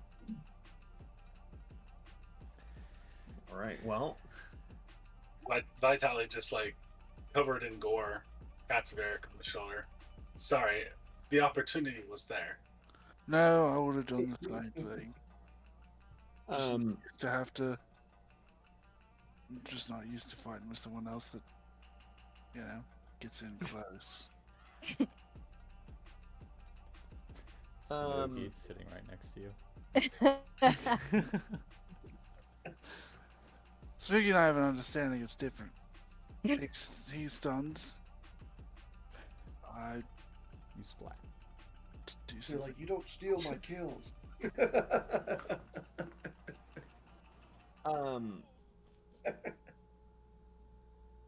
So with that, you watch as that oni blood on the ground begins to evaporate away, and you watch as there's a shimmer, and left in their places there are 2 very beautiful Hangul teacups. So, how is the tea? I never had a chance to find out. And Samugi goes behind the bar and starts to make himself a pot of tea. Okay. By the way, These. oh no, sorry, go Go ahead. ahead. I was just gonna ask, the teacups, are they giving like an evil, dark, magical vibe, or are they just teacups? You don't necessarily get a cursed vibe from them, but they appear to be magical. Can we identify it? I don't believe you ever identified these teacups. We can. I hand pull out the monocle. Smoogie the monocle. Yeah. Okay, Smokey, you hold up the monocle. These are identical magical items. These are teacups of hefty capacity. So, although it just looks like a very dainty teacup, this can carry within it about a gallon of fluid. Whoa. That's fucking cool. Nice. I think of a scenario where that would be useful to me. Find the best tea you can and put it in there, and then you won't have to ever go with shitty tea. Alright. But no matter how much fluid you put in it, it's almost always filled to the very brim. Okay. Does it Perfect. keep Okay. hot, Sundar- drinks hot and oh. cold drinks cold? No, Just room temperature Not- tea all the time. you could just have a lot of tea, and it just, as you're drinking it, it won't really go down. It can be kind of nice. Sundar wants to Alright, I'll post up. test it out on the spot. Okay. Oh, nice. Gonna post up at a table that's not covered in blood and resume brunch, and kind of talk to the group. Like, I've got a lot of information. I feel like we need to like talk about stuff, you know? And I Yes. start spreading some jam on some bread. I go over to the bar and apologize to the bartender. Sorry about him. He'll be gone in like 7.5, 8 hours. The Celestial stays for 8 hours. No matter You can't what. dispel it. So it's just standing on the bar like Yeah. not that. She looks at you and just goes, you can't make it go away? No, it's. I look at in the book like no, it just kind of is there for 8 hours. Sorry. Has the you barkeep watch not left? No, she was hiding. She went prone. Oh, okay. You so you watch as she like looks up at it, and like the angle she's at, it's like looking up like the kilt of this like celestial warrior, and she just goes, ugh, okay.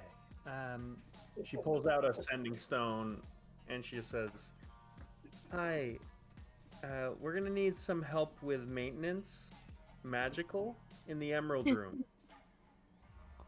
And after a brief while, you watch as this little gnome kind of saunters up. You see he walks in. He's like, "I gotta kind of magically conjured celestial, don't you? All right. Here, do we know who conjured celestial? I point. I did. Okay. Everybody points at me like, yeah, sorry. Now, just a couple quick questions for you. Would you describe yourself as someone that uses divine, primal, or arcane means of magical conjuration? Divine. Divine. Okay, very good. And how long ago was this thing cast? 30 Couple seconds. minutes. A couple minutes. Okay. Yeah. What was it done through the use of any cursed magical object? Nope. Okay. And did you expend any components equaling or greater to the value of 100 gold pieces? Let me see. No, it's just a verbal component. I just kind of call him, and then he shows up. Okay. Very good. All right. He just like fills something out with a little quill, and then like rips a copy off, and he goes, "Can you just sign here, please?" What does it say on there? It just says that you are consenting to him dispelling your magical construct or. Oh, okay. Yeah, as long as I don't have to pay for it, like sure. He just goes, "An initial here." Okay. He waves his hand and dispels it. He walks away. So I'll walk over to Sandara, who's sitting down. Is her back hella fucked up still? I don't know that it's not like she got like flayed where like she doesn't have a back anymore. But she's got like a wound. I'll gently press my hand on it and lay hands. Okay, you do lay on Oh hands. shit! Yeah. These are all full of secrets, all full of new goodies today. For 15 points. Wow. He's a tank and a healer. Did you say wow? I did. I look up at Bear, very surprised. That's new. You're telling me. Didn't even know I could do it till I put my hand on you. Wow. That is wild stuff. No more complaints about not knowing magic, huh? Yeah. Alright, Hey, no, I'm not the only one. Good. I still don't know how it works. Okay, so as you're sitting in the wake of this melee, Smoogie, you've collected your very useful cups. Could we consider this a short rest? You can absolutely. They are going to charge you 100 gold for the damage, and 100 gold for the bottle that Vitali broke. I'll pay for the damage. I'm not paying for the bottle. And of course, I would not expect you to. That's on me.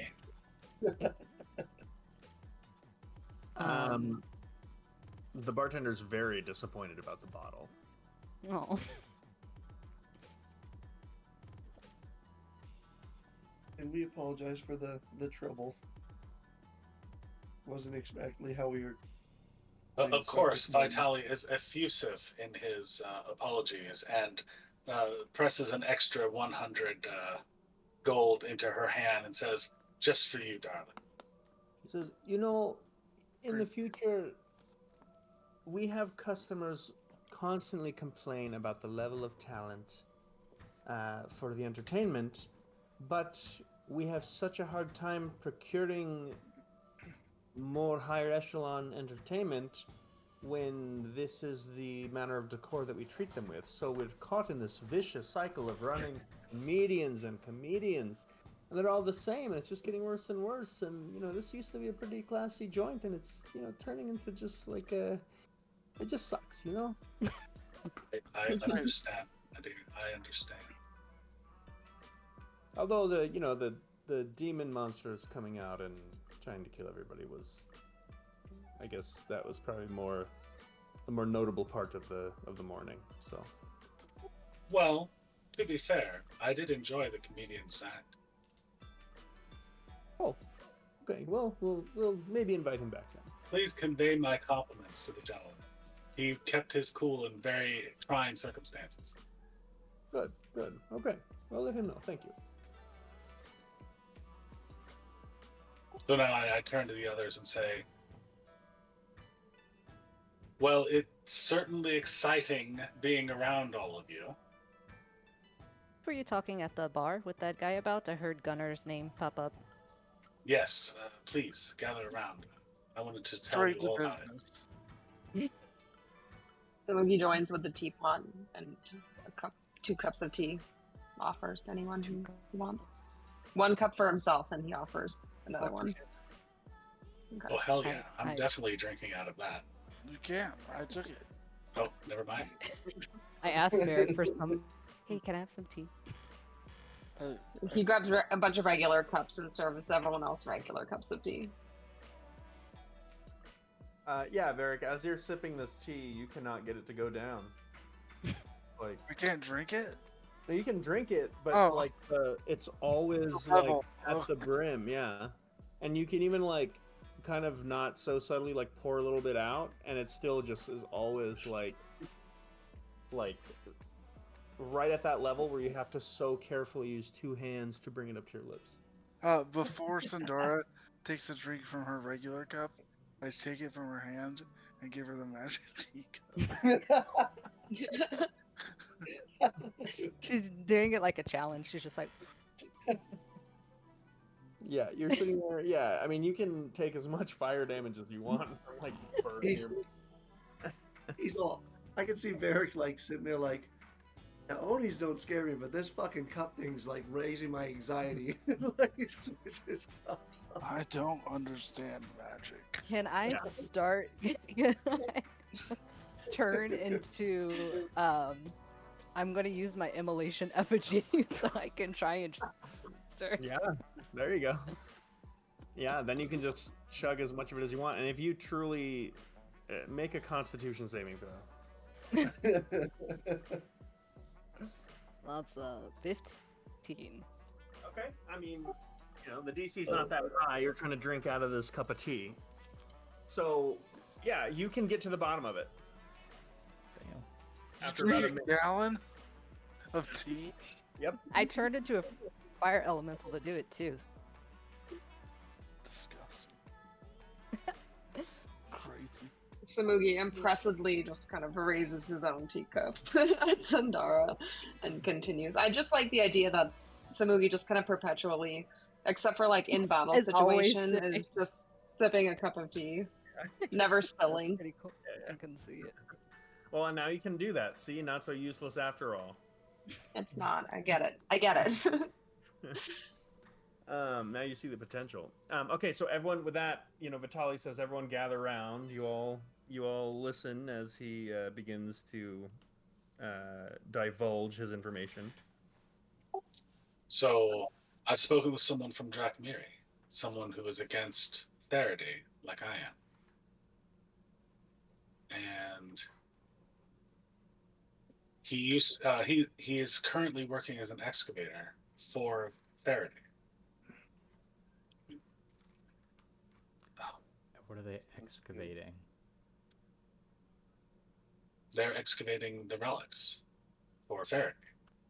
I didn't know they were buried. Well, at least some of them are. It might also be like a fancy term, like.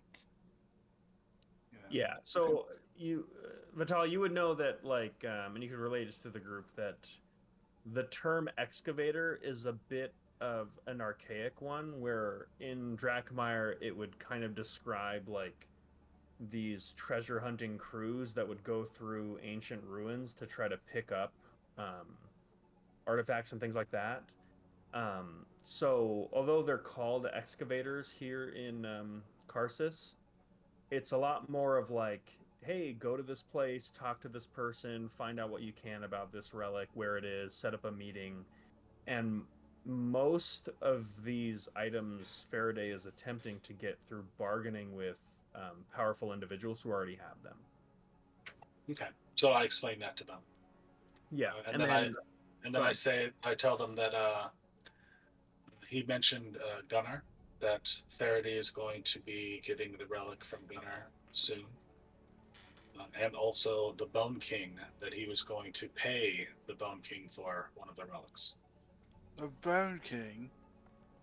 That's all he told me. Who's the Bone King? Where's the Bone King? Can I roll history to recognize that name? You can. What is the Bone King? Is he made of bone? When is the Bone King? Why is the Bone I King? have no idea. And most I of rolled all, a 7. how is the Bone King? Is he you- doing okay? You would have heard of the That name of the Bone King. And he's got one of the largest kind of up and coming crews in Langston called the Bone Hunters. They're known for being particularly adept at taking down leviathans that other crews would just steer away from. You know nothing of the mysterious leader of this organization. The only thing I know of the Bone King is that he's leading a crew of Leviathan hunters. Okay. Leviathan hunters.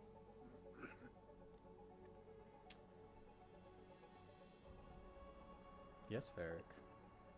What's a Leviathan? Oh! Sorry. I just remembered something. Blood Gulch Meatworks harvests as leviathans. And they're the source of spark.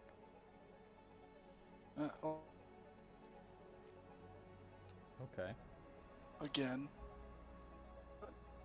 What is a Leviathan? Sindara's like flipping through her notes. I actually don't know what the Leviathan is. I just wrote down the word. Aren't they giant sea beasts? Thus the crew and the boat. Like a shark. Sure. Anyone? I'd say Cass. You went to I think Cass, college. you would just know this, and Vitali, you would too. Well, I think Cass would maybe be able to articulate it a little bit better, but Leviathan is kind I of said sea beast. well, I would say Leviathan is kind of like the catch-all term for, yes, like sea beasts and things like that, and it's pretty non-specific as to what it actually is. But from your time in Langston combined with your bardic studies, you would actually know that more accurately, the more correct term would be Kraken. And there are specifically these monstrosities um, that are known for experimenting and like self-mutilating and altering their own bodies with the hope of becoming stronger and perfect. Some of them, in doing so, gain psionic abilities, spell casting abilities, things like that. And at the top of the food chain, they can be extraordinarily powerful. The longer you talk, the worse this gets. They're big magical sea beasts, pretty much. Big magical sea beasts with many arms. Yes. Lovecraftian, then. More information about. So, I wanted to talk about Faraday and the pieces of the inevitable. I talked with Solinor, and it sounds like if Faraday recreates the inevitable, I know he told us he was gonna, like do good with it, blah blah blah. But he's actually doing it to get to the heart of Karsus. I believe so, yes. So, let's just say, like, Samugi doesn't know what the heart of Karsus is. But doesn't want to ask. I will ask. What's the heart of Karsus? You know, that thing that everybody's trying to get to, because if they do, they rebuild Karsus's avatar or become a god No, or no. godlike power or something of It's that the sort. magical MacGuffin Listen, that we're all trying to get physically- to. Sorry, Or to go. prevent other is it people the from heart? getting to. Is it like a giant real heart? Or is it like a magical... That's a That good is an question. excellent question. I will Then how are we say gonna that know when we get it? it's behind a very magical door deep underground Ugh. that I saw. I think.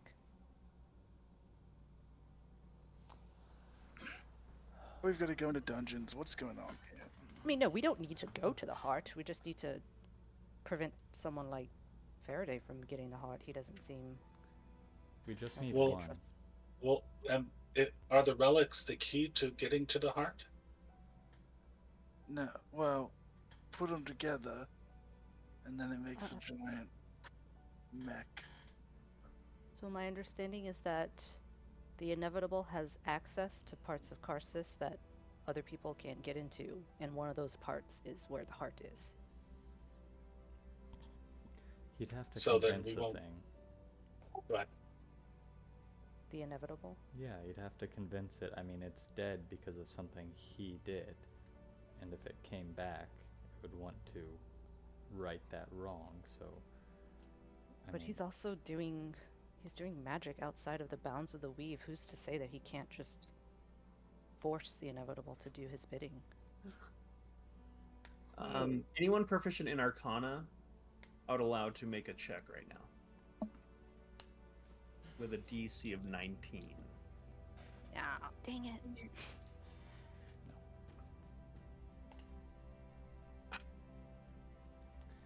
Ooh, I rolled. I don't know how I'm doing this, but I swear to God, I rolled a natural 20. Okay.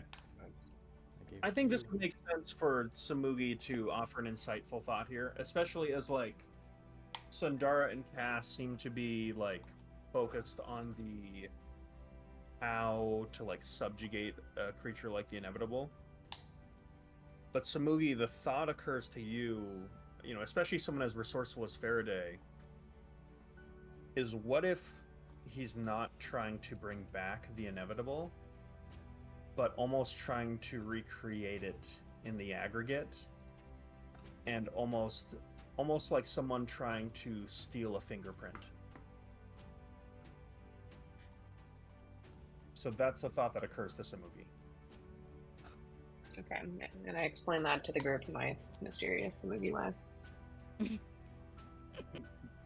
So he's trying to make his own inevitable? I don't think. Something like that. Yeah, it doesn't. I mean, ideally, we just need one piece, right? He can't finish it if we have one piece. And we can deal with the conflict that brings up later. I mean, speaking of pieces, we could go get Gunners. I think that he might be possibly contributing in somehow to the production of Spark. He's definitely selling it or exchanging it or transporting it. Call me crazy on this one. We already faced off against Gunner and his army, and it didn't turn out so well last time. Yeah. Do we sure not? would do that again. Did you get Who the is this gunner? Oh, he's a big asshole. Former jail warden. He is, quote, a dog Very with a big. violent taste. Yes. Understood. Now, I've but known many Ellie, such men. one thing that's interesting is that mysterious Dragonborn indicated that Faraday was trading one of these relics for Gunner's relic, so like a lateral trade. So it also implies that maybe he doesn't need all of them, and maybe he only needs specific ones. Or maybe he somehow created a fake and is going to trade it to him, or copied it somehow. I That's bring that possible, up. isn't it? You can magically copy items, can't you? I mean, something that unique, maybe. But I mean, He again, it's pulled- Faraday. He pulled everybody's power from that room Yeah. the day he did that. So he knows all the secrets. There are no more secrets to him. Another It worries me that reason he has your ability possibly in the clockwork. he doesn't have arts. mine. I did not I mean, I was able to prevent him from pulling. That's not to Okay, say someone else with my abilities wasn't in the room. Your sister. Oh, right. My sister, she doesn't have. We're different paths. Okay, hold on. We're getting sidetracked. So Yes. there's two options. There's go after Gunner, who's kicked our ass in the past. But I'm down to go toe to toe with him. Or we find out how much the Bone King is being offered. And we got a fucking shit ton of cash. Blow it on. If we got the money, we got the money. What do you think the Yeah. odds are that's Autoluke's book? Or rather, what are the odds there's two pieces in Langston? I know Autoluke won't give his up. He doesn't have it. He lost it in Oh, he doesn't have Langston. it. Oh, But shit. I don't think it matters which part it is. If we could buy it before Faraday does, then there we go. Peace done. No fuss, no muss. You know. I turned to Vitali. How long until Faraday meets with Gunner? Do you know? I do not know, but my contacts seem to indicate that it would be soon. Just Because I don't know mean, that where. could be our initial plan, and then the Bone King could be our backup plan. Yes, Also, Gunner defeated us before, but that was a very unexpected meeting, and maybe we could get the jump on him this time. And I really hate Gunner and would love to kill him. where is Gunner? Do you know? I pull out the Palantir. He's got a tattoo. Yeah, I could try and. No, you can't. Oh shit. He has the mark Yeah, he's got of a tattoo. prison, and we don't. But his ship doesn't. I'm going to scry on the captain's quarters of the icebreaker.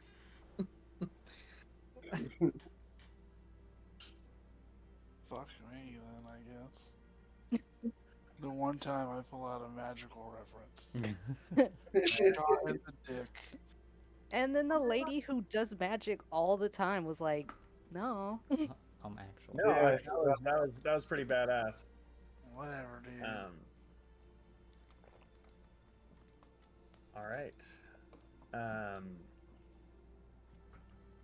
How does this work? Is there a? There's not even a save, is there? Not for locations. Yeah. And I mean, I mean, I don't know if it matters, but you're super familiar with it. Yep. Yeah.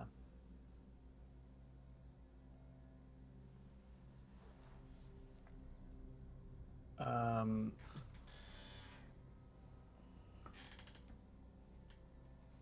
give me a perception check at advantage. And this is kind of going to be like a luck check to determine what you catch here.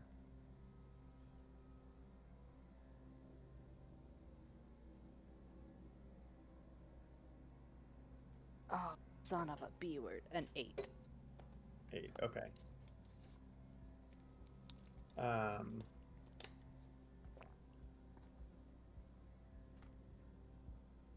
okay. So,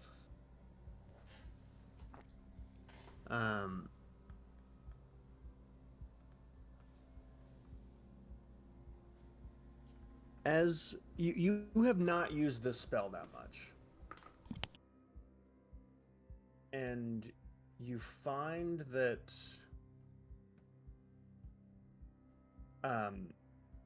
it's almost like working a camera through that's very difficult to control. It's unnatural, and you're having a hard time getting a good vantage point. But you see a dimly lit captain's quarter, and you see a female shape,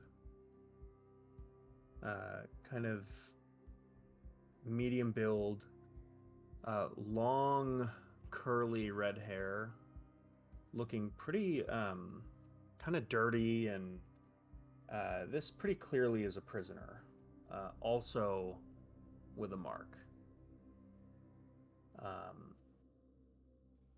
And within the room, you hear the familiar voice of Gunnar as he begins to say, "Well, you certainly caused a lot of trouble for my old friend Oswald. It's interesting he didn't bring you to me sooner. I wonder what questions he had for you." The prisoner gives no response, and he says, "I understand his daughter has been equally as accommodating. Stay silent all you want, but I know who you are. In one way or another, we'll use it against you." And with that, you see as this huge form gets up, and there's like a little bit of sunlight that peeks into the room as he opens the door to the captain's quarters. As he does, reveals kind of a beautiful half-elven woman, freckles,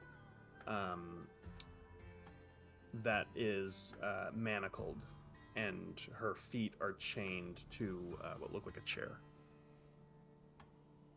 And with that, Gunnar's large form exits the room, and he says, before he leaves, he just goes, "One way or another, they all break, and you'll be no different." And the door slowly closes, yielding complete darkness. As he walks out of the door, did I see anything in the background that would indicate, like, if he's, like, at port, if he's at sea? Because of the size of the ice pick, you would really only be able to see, and I'd say with that perception check especially, it seems like he's out at sea. But when the door opens, you specifically heard birds, which implies that he's close to land.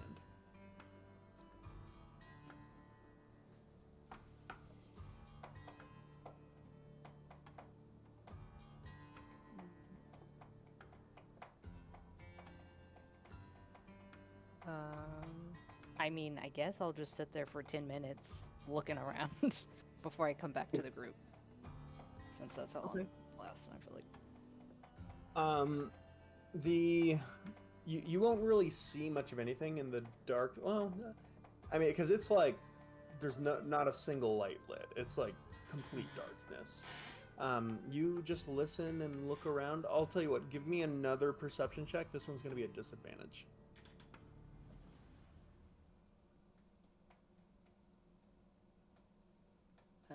10. I do better when I had disadvantage. 10.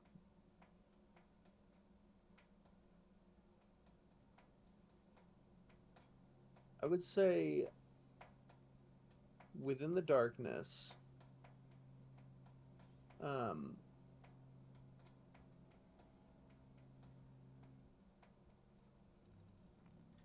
sword.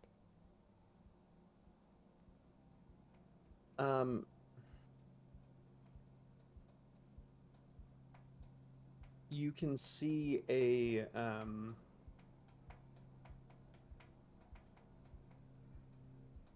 on the female's on her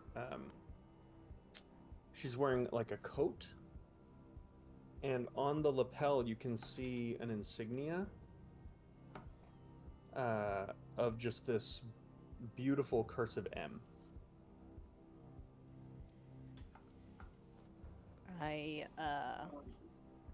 stop scrying and I look over at Cass, like almost with some sadness in my face, and I cast Minor Illusion and I create the woman I saw. Cass, is this Chalice? Jesus Christ. Well, I guess we're going to kill Gunnar.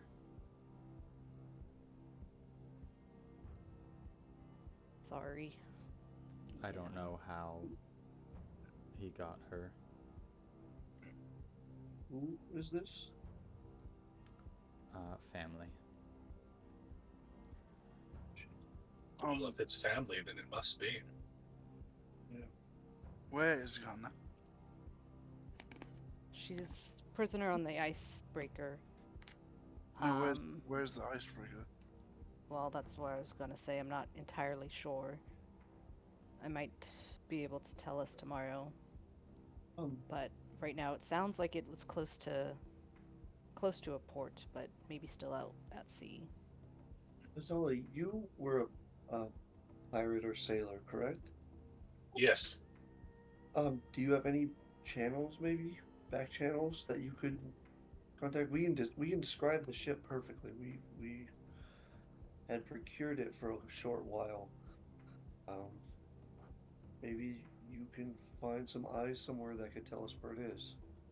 I could go down to the port district and go through a few of the bars and taverns and speak with any sailors that might know the. You say he's a captain? Did you say? The ship Yeah. is called the Icebreaker. The icebreaker and Captain Gunnar, correct? I guess he's a Probably. captain. All right. Well, I'll ask. Then I'll ask after the icebreaker. I'll tell you what. Go ahead and Vitaly, you can, as this is happening, you can, if you're gonna go work on that, you can take some. It'll take some downtime, but you can give an investigation check for that. Are you guys kind of phoning in the rest of the day? Are you doing anything more time sensitive, or are you kind of going into downtime? Just Samugi just wants to have a conversation for shared awareness about, what all that was about with the Oni and stuff.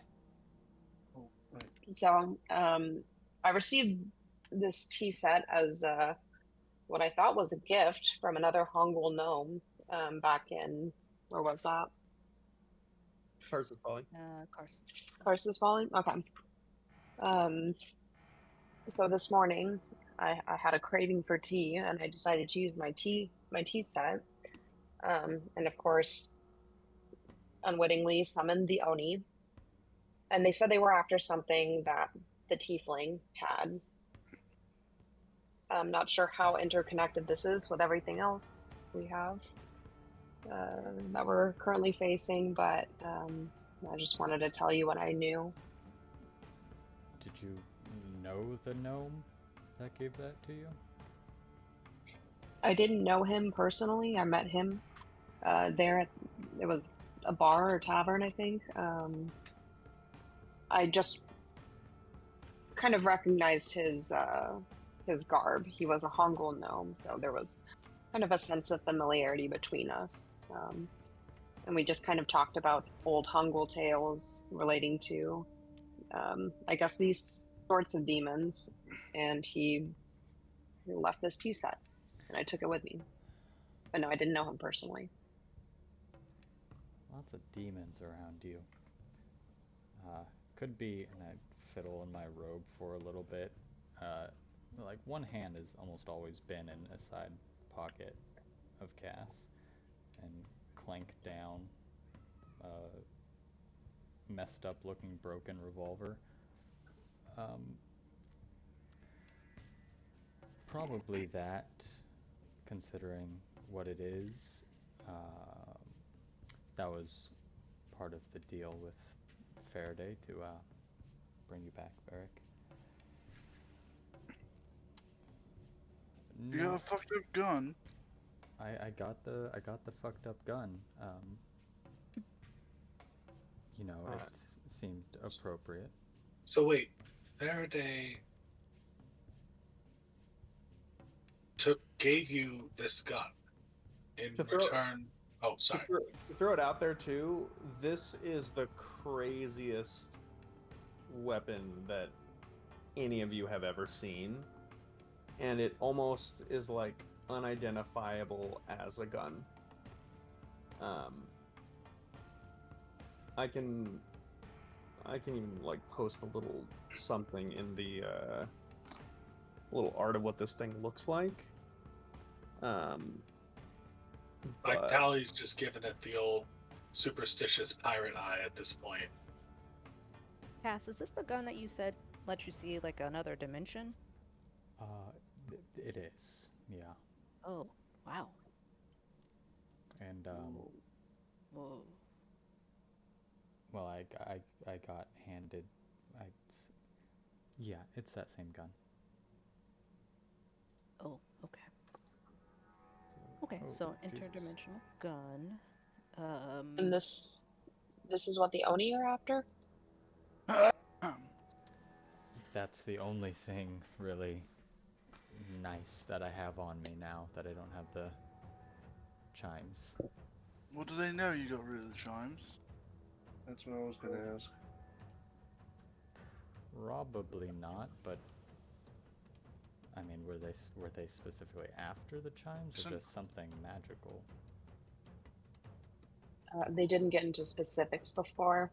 He became hostile, so that's all I know. It seemed is that to he was me after they something. It seemed to me they thought you had it on you. I mean, but can't Onis detect magical items and stuff? I'm pretty sure if they would know what they're coming for. That's above my pay grade. They Same. could have attacked prior. Alara, you would remember that the one when your original party got massacred by that Oni. Yeah. You were transporting a cache of magical items that were being smuggled out of Delmiri, or out of Alhadria. Yeah. And specifically, it seemed like you guys were kind of the collateral damage of an Oni just being attracted to the magical items themselves. Okay. There's not much rhyme or reason to like what they deem as being valuable, but you do remember there was specifically like an impulsive greed regarding certain magical items, whereas others they just like they didn't take all of them, but there were a couple that were like, this is mine, and killed everyone in their way. Okay. I'd relay that to the group. So yeah, They could just probably... be trying to power these things. Yeah. All right. So, what's our next move, guys? I'm thinking we go to Langston. Gunner's either That at is- Langston or back at Carsus Folly. And the Bone, I can confirm, I believe, the Bone King is in Langston. His crew is out in Langston. And if we need to get back to Cars's Folly, we can do that quickly, but we can't get to Langston quickly. Yeah. Well, maybe we see if Vitaly can find out where the boat's coming from first Mm-hmm. before we start traveling anywhere. The icebreaker, correct? Correct. Mhm. Also, if I could get 1,500 gold out of the old magic gold dimension, I gotta see a man about a horse. Move some chairs around and roll out a rug. I need to go Hop on in. and purchase a few higher end items. Yeah. Would it be possible to do in my downtime? I need to pick up specifically a crystal ball and a jewel of some sort worth 1,000 gold pieces. Okay, consider it done.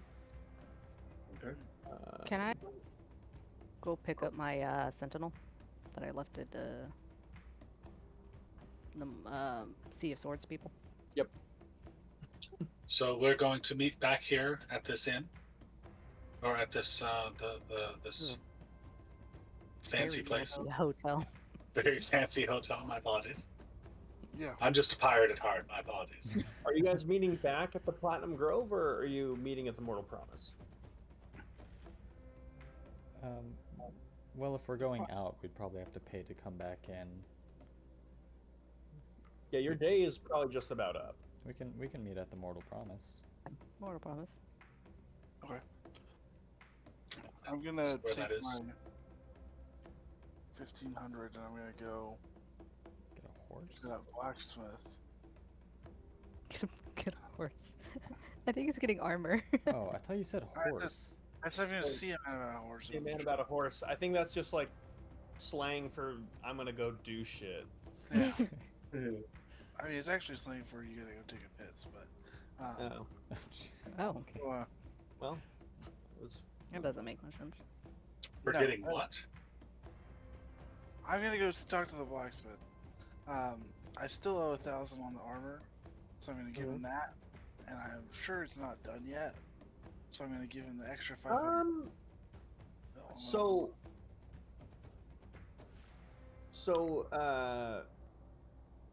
as you go back to the blacksmith,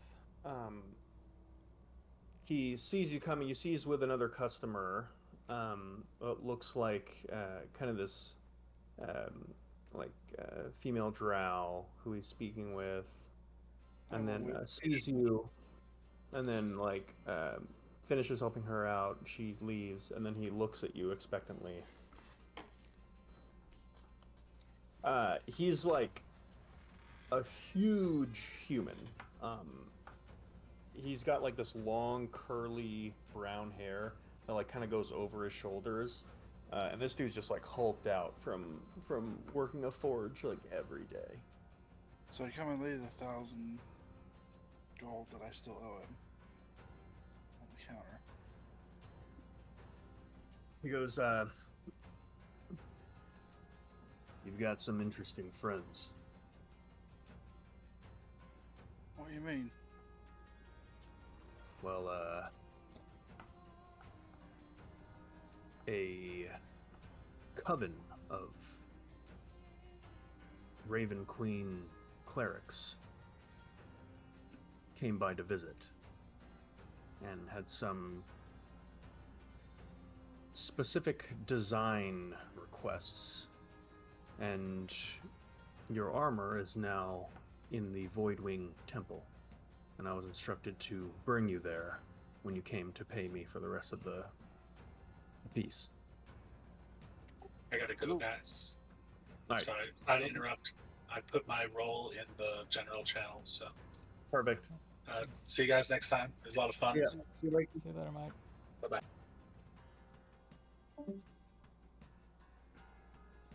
Well, I give him the 1,000. Lead the way. It was 1,500, right? No, it was another 1,000. I brought 5. Oh, gotcha. I was Okay. gonna ask him to expedite the. But if he's done, I'm gonna hold on to it. So with that, he looks around. You see he kind of closes down shop, kind of puts like some cloth tarps around everything, and walks with you over towards the ruin of the Voidwing Sisterhood.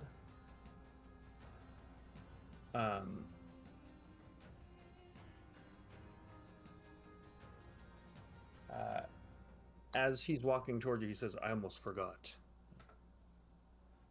They told me that they wanted your other companion to be present.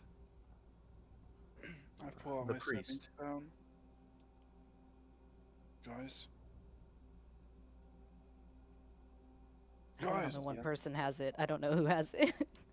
Forget who had it too. It's not I I. thought Pierce had it, but I could be wrong. You hear your own voice echoing in your other pocket. Oh, I mean, Alara, I have written down that you have a sending stone, but I have question marks because I didn't know who it was to or where it went. Okay. Oh, Okay. maybe this was Well, it. sure, fuck it. Yeah, Eric, is that you? yeah. Who else would it be? She doesn't know. She's just picking up random sending stones. Caller ID. Come back. Just spam caller. Come back to the ruin of your old. Yeah, it's a bill collector. Like, I paid that bill. It's not Come back. mine. Come back to your old temple. Fast. Is something wrong? No, well, I don't know. Okay, I'll be there as fast as I can. So yeah, I fucking hop on the broom, and actually the broom's slower than I can walk or run. I mean, but it's straight as the crow flies too. Yeah, I'll do that. Just 15 And you feet. can dash with it too. Okay. So I'll do that. I'll take the broom and let the group know I'll be back. I gotta run to the temple. Apparently, Varric needs me.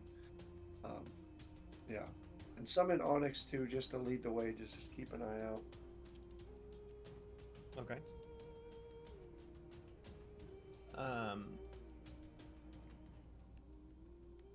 So as you head over to the Voidwing Sister, do you watch as, in the ruin of the temple, there is some signs that it is slowly being rebuilt. Fantastic. And the main temple portion where you all kind of fought the Circle of Ruin and Thistle as they were in the kind of the chapel area, that chapel is open. Okay. And as the blacksmith greets you and kind of walks you towards the end of it, he says, "On second thought, I think I might hang back. The sisters give me an uneasy feeling. No offense. Taken. I think you'll be very pleased with what we've created." I start walking in. Yeah, I can't wait to see it. Sauntering. Okay. I'll keep up and kind of So, as you step in, the temple is still wrecked, and there's like peaks of kind of the reddish late afternoon sun that are peeking into kind of some of the devastation of the ceiling. And as you look forward, you see a familiar dark-haired half-elven woman wearing a cloak, and you can kind of see half of her face is still pretty severely burned. You see the white dragonborn, who Dazan, and there is a black tabaxi who you did not see for some time, but who appears to be still alive. This is Skulks in Shadows. yeah. I'd go running over to him, and hopefully getting uh, to get a hug. I like holy shit. I'm glad to see they're okay. Are those the only two in the temple? Um, there are three of them. So Jadis, Dazan, and Skulks and Shadows.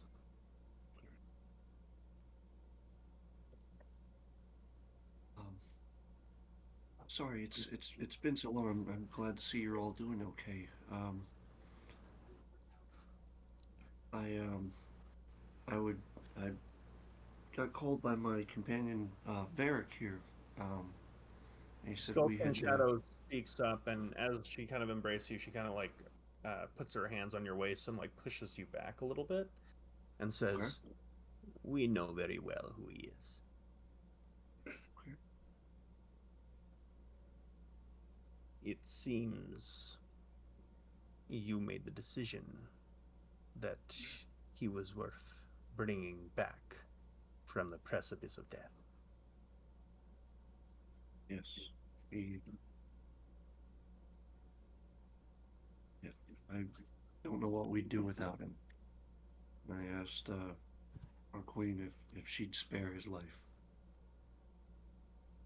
And you are aware that he bears the mark of the druids who brought this ruin to our doorstep.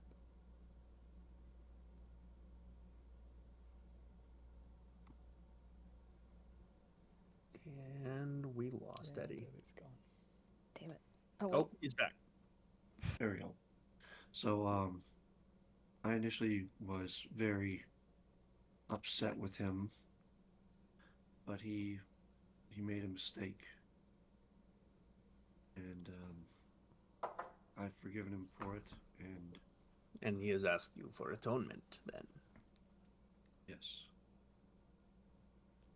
They all kind of look over towards you, Varric, almost in unison. It's very creepy.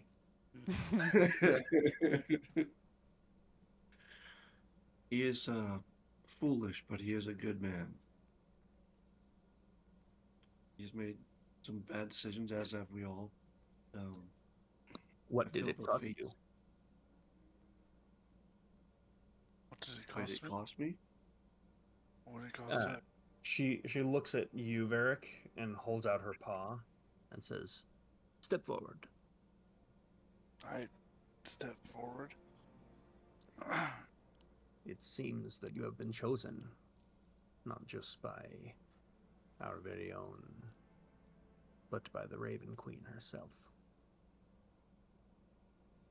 And while we may not understand the choices that our queen makes, we will honor them.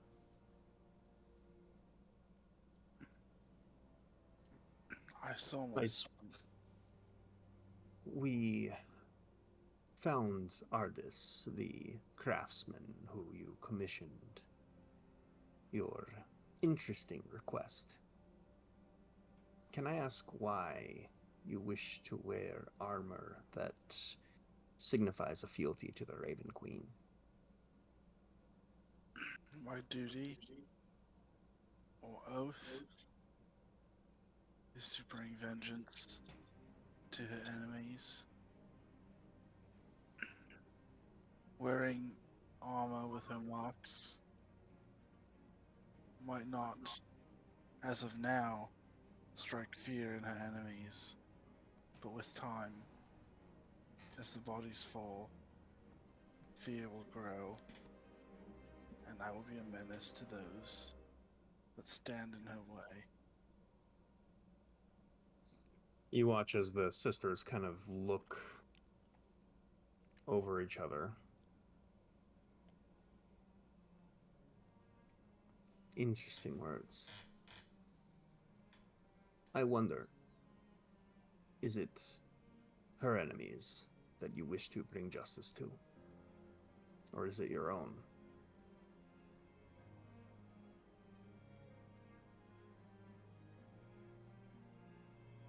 Why can't it be both? Well, because it can't be. Because in the Okay. eyes of the gods, the ends do not always justify the means. I mean, what if our enemies overlap? You know, I I don't- understand I don't that much your like. enemies may overlap, but the queen, what she cares for is for your heart.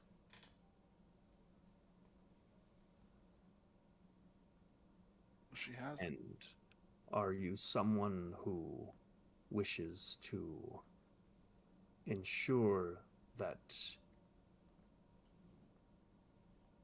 the wheel of fate continues to turn and that destiny is realized? Or are you someone that simply wishes to inflict pain on those who have inflicted pain upon themselves, like a beast?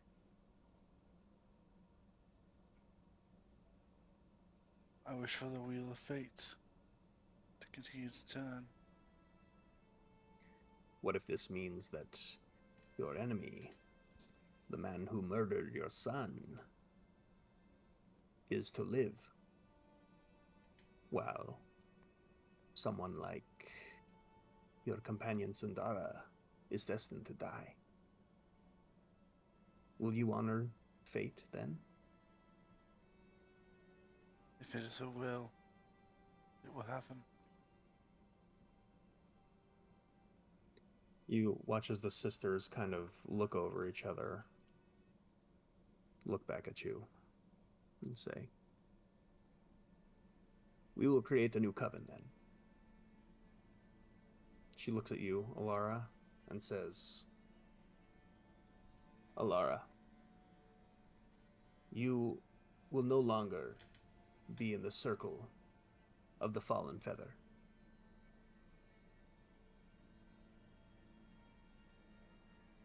I will take your place, and I will take on your duties here in New Callum.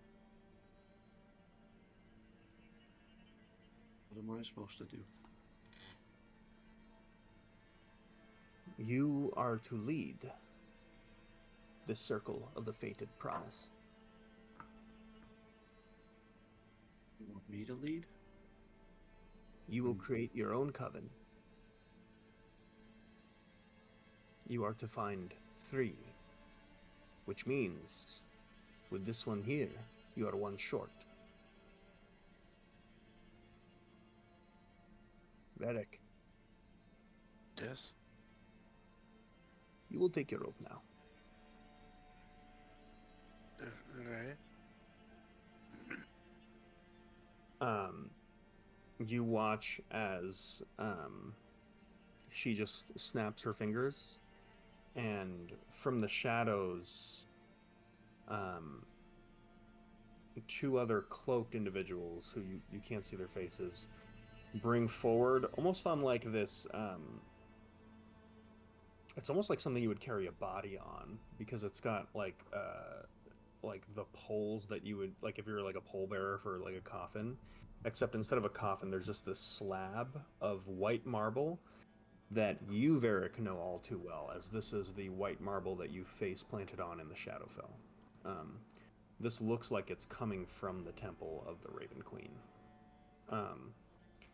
And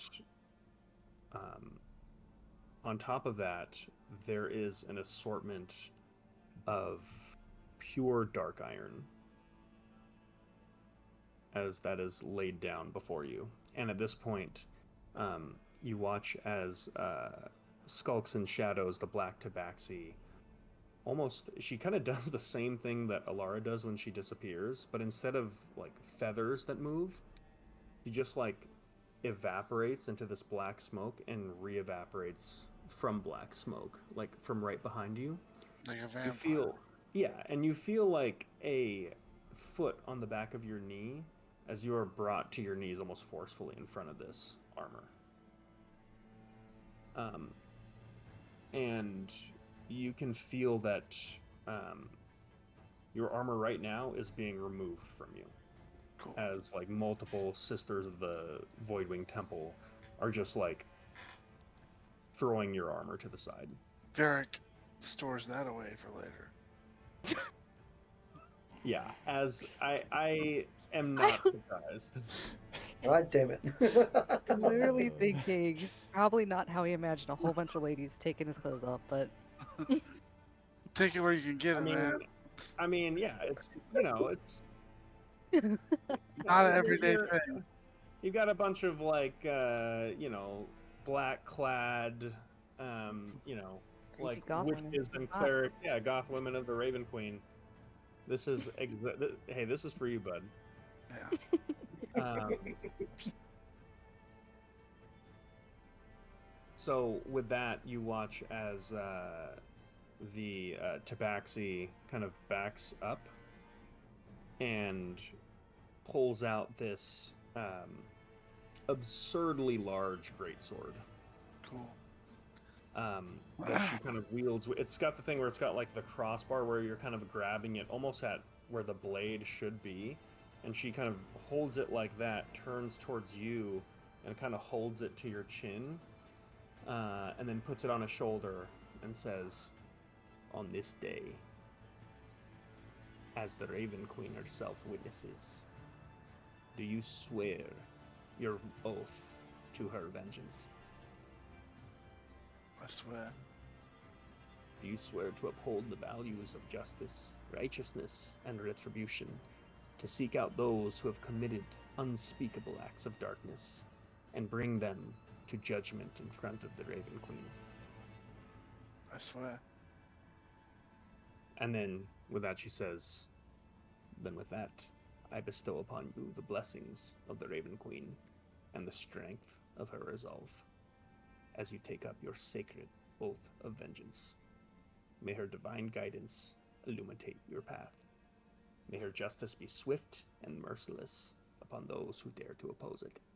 And she places the sword on your other shoulder, and then places it blade down, and sinks it in a slot between the white marble tiles. And you watch as one of the tiles themselves cracks. As that happens, they begin to put or don this armor on you.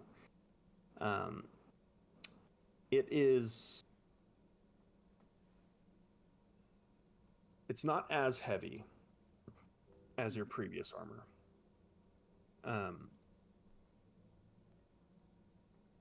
And it's not at all what you expected. It's not like Alara's where there's not like feathers that are coming out of the like from between the plates. Mm. There's just complete dark iron plates, and if anything, there's almost like this. It's almost like down feathers where there's this like just dark fur that lines the plating so that it is just silent. Oh. That's weird. Sneaky.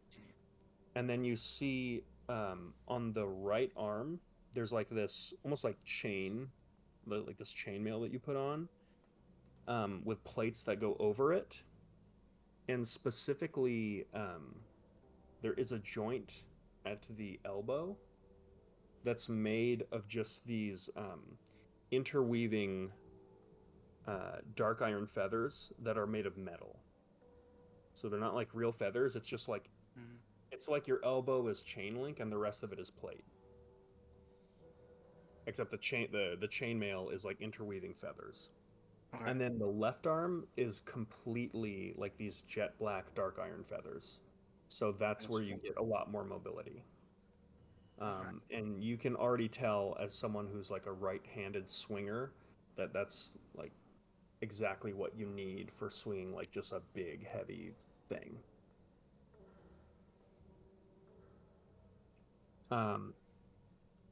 So as you don this armor, you can tell that it has some properties to it. And as Skulks and Shadows kind of finishes putting the final chest plate on, you can hear this like whirring noise from the chest as there is this cold sensation that you get from being inside the armor. And she says, "This armor has been blessed by our cabal. Continue to walk the path of your oath, and your armor will grow in your oath as you do. Until then, prove us wrong, and honor your friend for putting so much faith in you. Because if you fail, this will in part fall on her." And with that, they give you a very serious look. "Now go. Make your coven. Enact her will."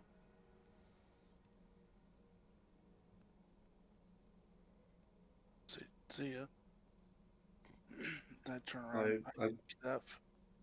Turn around I'd and give leave. them all a hug again.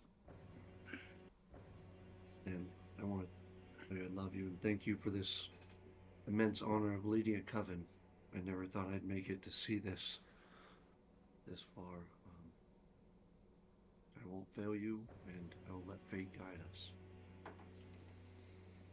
You watch as you begin to leave, that you feel like a clawed hand kind of grab your arm and pull you back in for a second. Alara, she says, "When you traveled with the Gilded Glaive, it was very clear that you made attachments easily. As someone who has been a traveler for some of my life, I can give you this advice. Be careful not to let these attachments cloud your judgment. Be sure that your will is in fact aligned with the will of our queen. You should meditate on this." She lets you go. If there's anything you need, just let me know.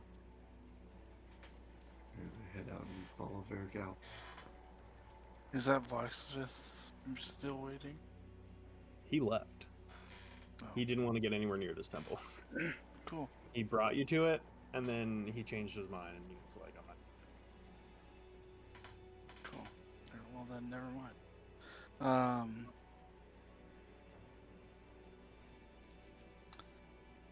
Is this still heavy armor? Yep, I'm adding it to your inventory as we speak. Oh. Do I no longer have disadvantage on stealth checks? You still do not have. You do not have disadvantage on stealth checks. Nice. Nice. Oh, that's so funny.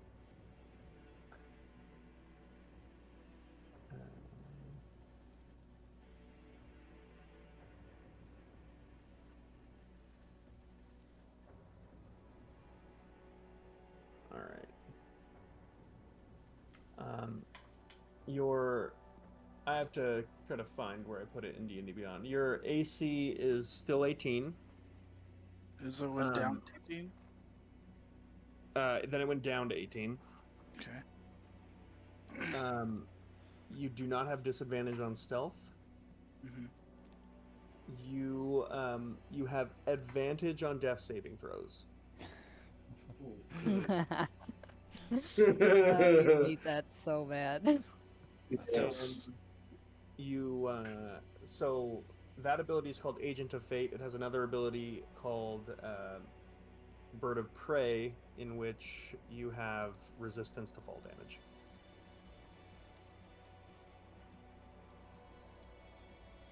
There's resistance to fall damage? To fall damage. Interesting. Oh, this is called Black Plate. That's awesome. So funny. It's literally Did made you for make you. this armor, Alex?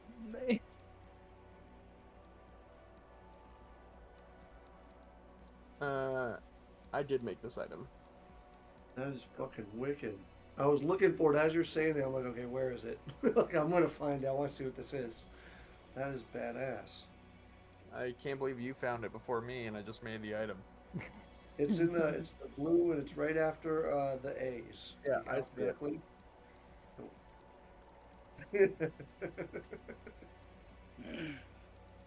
Can I go back into my D&D Beyond now? Yes.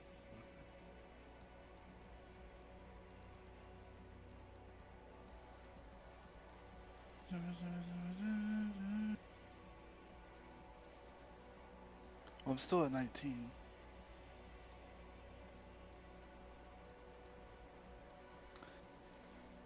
Oh, and I get to attune to it.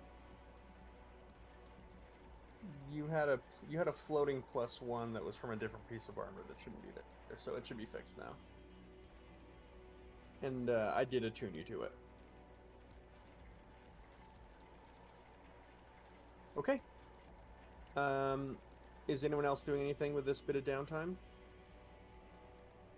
Or are you waiting on Vitali's report?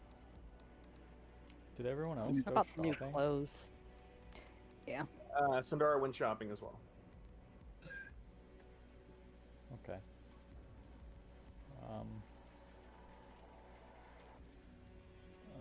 I'll go to the Platinum Jackal.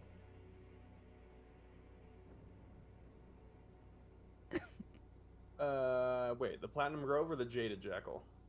These names are so dumb. The Jaded Jackal. I thought the Jaded Jackal, and then there was the Platinum Fox or Jackal or something. I just need to look at my goddamn notes. Is this where your parents are? There's also a Yeah, I wrote Platinum Jackal. there's a very high probability that I totally fucked up a name. So Jaded Jackal. you're looking for your parents? Yes. Okay. Actually, you know what? Fuck 'em. Casket's halfway there and stops in the street. And decides better against just telling them bad information. And, So you're hoping to come with a solution and not a problem. Yeah. And I'm gonna just go buy some bullets. Okay. And then make my way to the Mortal Promise. Okay. As you go to buy bullets, I presume you're going to the Huntsman's Promise.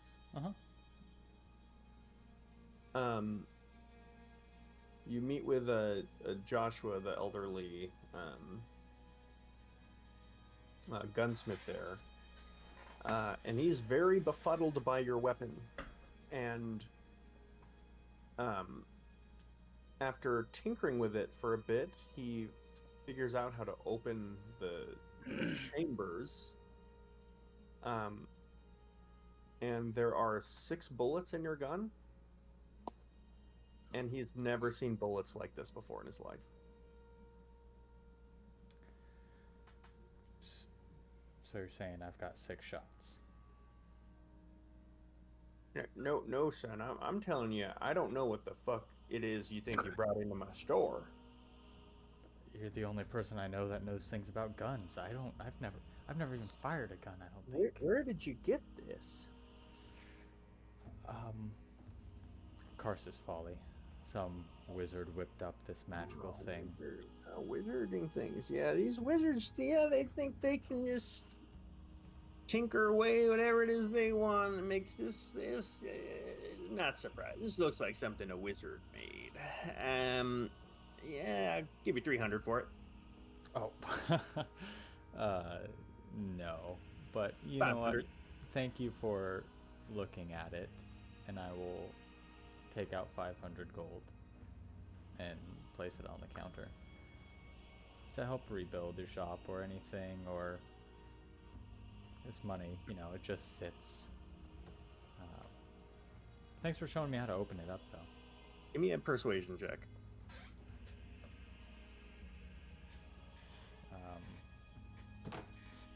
27.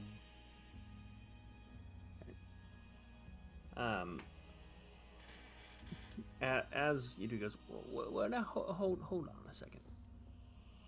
I can't just let you drop 5 bones on the table for and just out of the goodness of your heart. So then he kind of like looks. He keeps looking over your shoulder, like thinking that someone else is gonna be there. And he just goes, "Give me 1 second." And he just kind of like hobbles out the back. I'll walk around the shop for a little bit, looking at other guns. And kind of comes back and just says, "All right, tell you what, I've been working on a little something, something I saw out of kind of out of the fingers down south. One of their gunsmiths do. Kind of inspired me to perfect. I'll go ahead and give you this for free. Consider it a loaner, a bit of a prototype I've been working on." Okay. I'll do a little R&D for you. Yeah.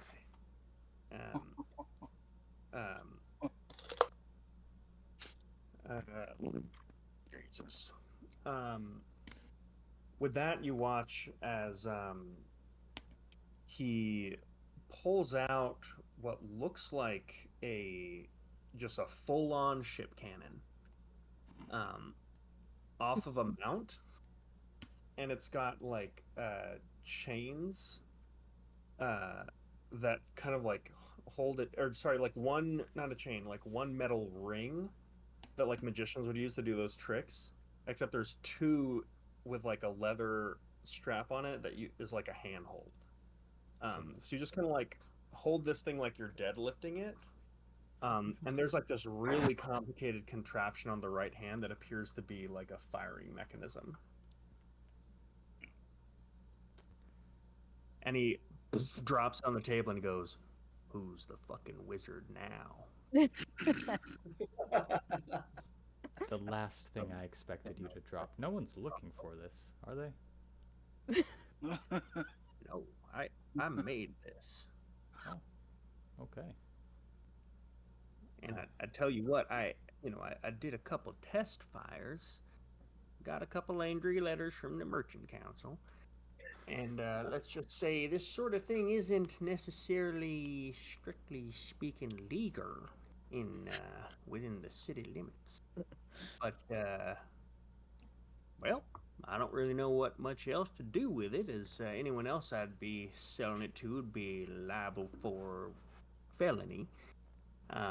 However, you seem like a trustworthy type, so maybe you could take it off my hands. Give me some notes. Let me know what you think. Yeah, of course. I'll Oh, have to and learn you'll how to need these. fire. And he gets this. He like gets this huge box of full-on cannonballs and drops them in front of you. Can you even lift this? Probably not. But you know what? There's 2 bags of holding extra. Varric, you have one? Let's say I have one. Yeah, I think you also have the portable hole. Oh, yeah, you're right. I have the hole. Yeah. That's where the gold is, though. You could put other stuff in there. We can You just don't want to blow dump it in up. there.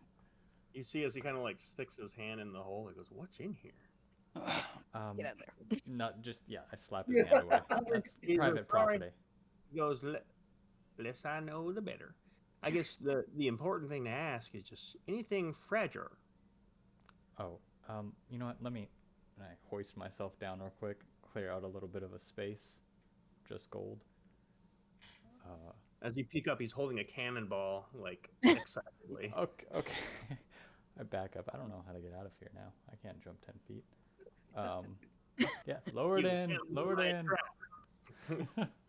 He's just dropping cannonballs in there. He's rolling them in. There's like gold exploding out.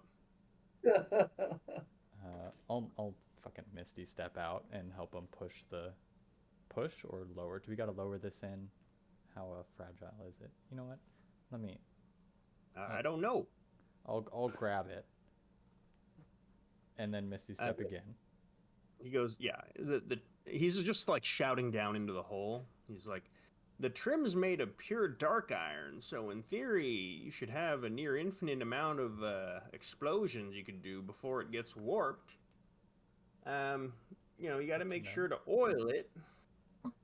Just like a regular cannon, basically, except you just walk around with it hip firing like a badass." What are we Oh going to do with this no. thing? Eric, you're about to get another new toy. I know. Yeah. All right. Safely set it down somewhere. Bury it a little bit with gold so it doesn't move, roll around. I don't know. And then bamf back out. You know, I wasn't expecting that, but I'll make sure to take. You know, my friend will take diligent notes. Sure. If anyone asks, you didn't get it from me. Of course not. I roll the rug back up, tuck it in. It was never even in here. But if we're outside of town, you can tell whoever you want that I made it. I'm thinking about getting out of this shithole and taking this show on the road, and then maybe kind of mass produce these suckers. While you're here, kind of help me brainstorm the name for it. What I was thinking is, picture this. You know, we get it kind of in a gold good name. trim, maybe a bit of kind of wings on the side, and then we call it, close your eyes, open them, the Arbalist. Pretty good. Pretty powerful name. Well, you know, I'll think on it a little bit more.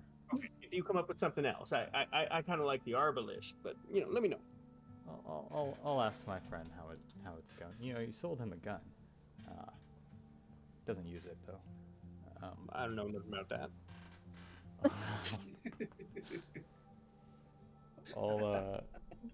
I'll tuck away the hole and walk to the door and just change into a random person before leaving. Make my way to the Yeah, Mortal he Promise. is unflinching about you doing any of that. He's I just like, think yep. he's already seen it. He's like, good call. Yeah. All right. You all meet back at the Mortal Promise. Yeah, so every time we go into that gun shop, it seems like it's not legal. I don't think it is. Not even a Yeah, little like, bit. nothing he No. sells It is doesn't. legal.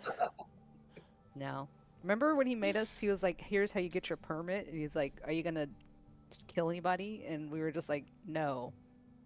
It seems hard to He goes, say "Okay, no to that here's a question with permit." this gun. Which was also a lie, because I did Which, kill yeah. some. No, we even told him we were lying, and he was like, "I don't want to. I don't care. I don't want to hear about it. Just say no."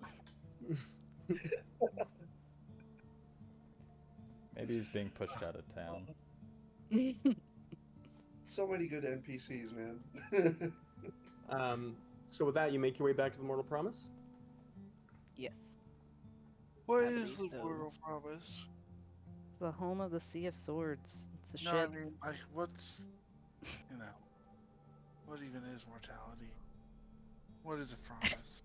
Oh, you're Well, got a little Ask your philosophical. queen that. as I'd imagine that you all kind of meet up towards the outside. Or actually, I guess you're doing different things. So some of you are probably already inside. I'm gonna say Varric, as Not you what's that? Definitely not inside. Oh, you're not going inside? And not until I have to. Oh, okay. Oh, yeah, that's fine. I'd say you would see Cass kind of begin to actually you wouldn't, because he's distressed with someone else, I guess. Or No, he's I disguised. you know, I get out of. I walk away a little bit Okay, and then yeah, return okay. to Cass.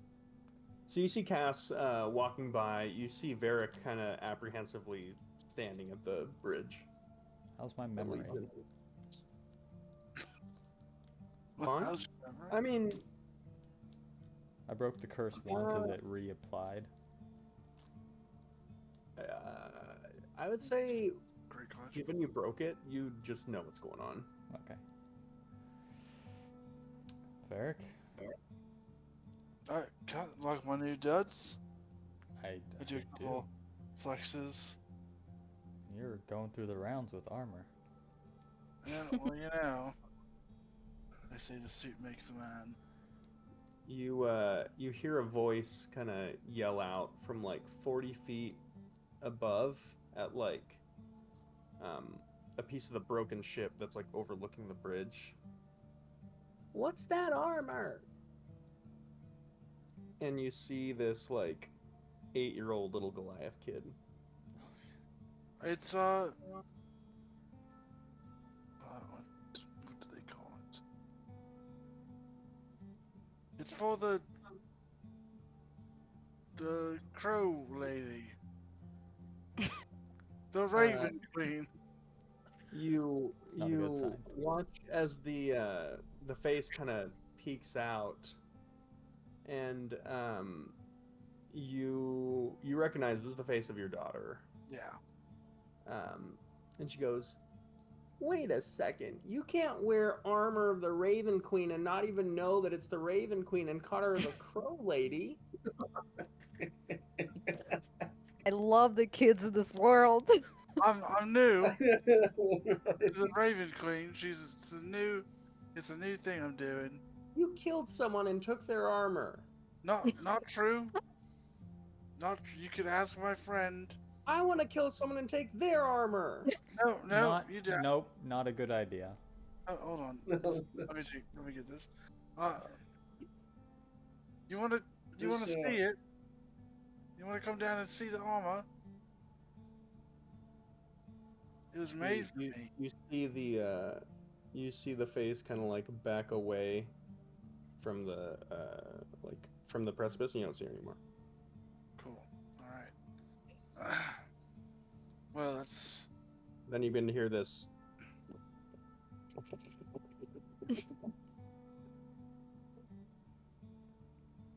As she has run off of the side of the ship and like leaped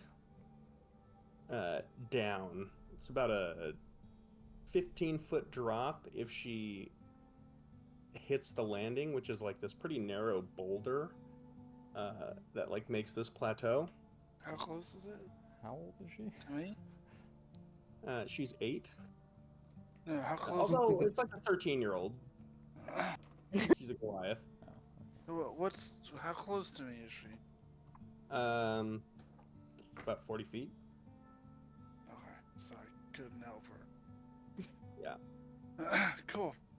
I will just. I shit you not. In shocked horror.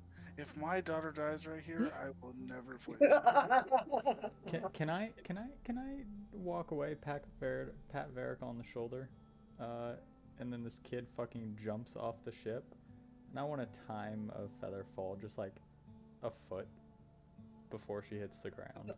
I don't want it to be noticeable. Yeah, you both kind of like all the blood drains out of your entire bodies for a second as this happens, because you watch as she dives towards like the rope bridge that's kind of like under the plateau that you're at, and then you watch as she like doesn't hit the earth, misses the bridge, and you just don't hear anything. Oh no. She doesn't scream. That's impressive. Yeah, she doesn't scream.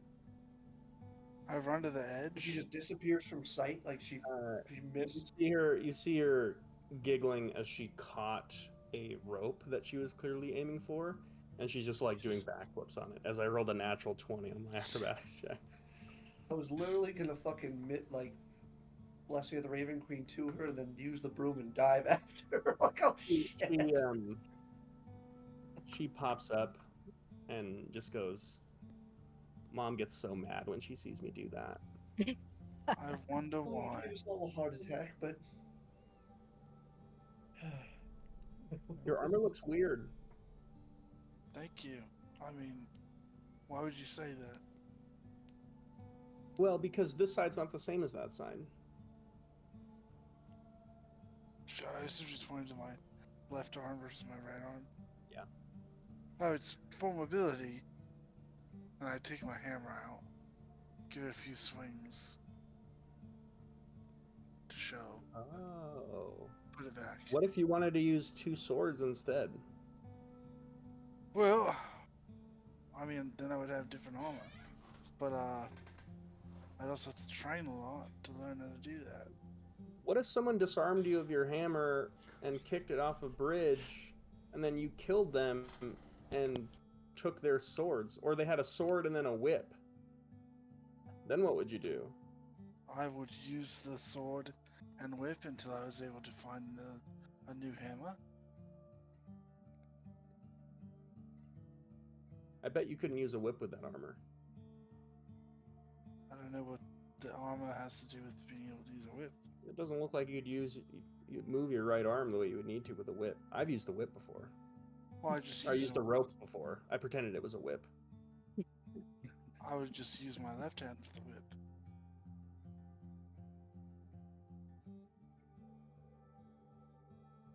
whip. Okay. Good Well, luck. bye. And she runs off. Hi. Can I be inside updating the Sea of Swords people on our, like, since we're part of their organization, kind of tell them where we've been and what we've been up to? Yeah. As I went to I'd like pick up. to You go ahead, Varric. just want to sit on the edge of the little cliff with my feet dangling off of it next to the bridge. Just sit there for a while. Come sit with you. And I shake my head. Not right now. You doing okay? Yeah, I just need to be alone. Okay. Well, if you need anything, just come find me, alright? I just pat you on the back and like,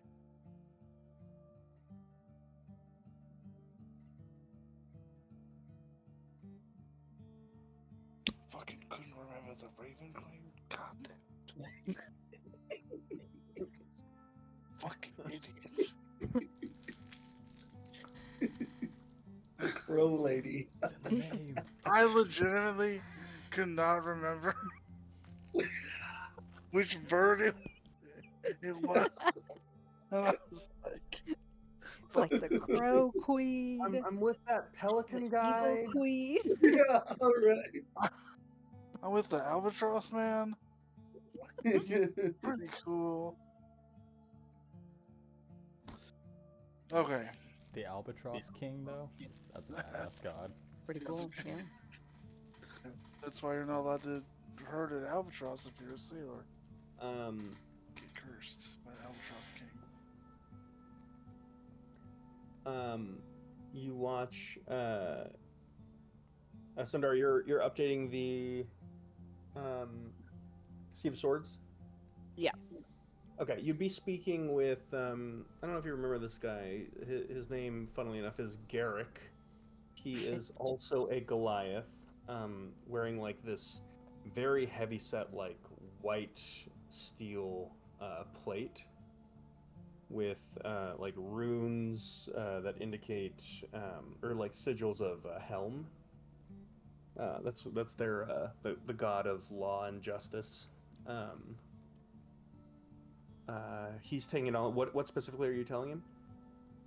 It's like, oh, we're trying to collect the parts like we talked about. Didn't do a good job. We lost the chimes. But other ones are bad. Faraday has it. He's also collecting parts. Yeah. Yeah, that sounds about right.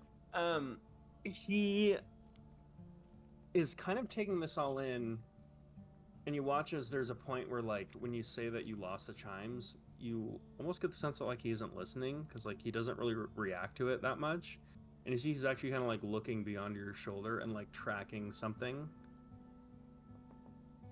I turn to see what he is looking at. You see Commander Sarah Stoneheart like walking. Garrick. Yes. You lost the chimes. What was that about? I ask you as a DM, not ask him. Give me an insight check. 17.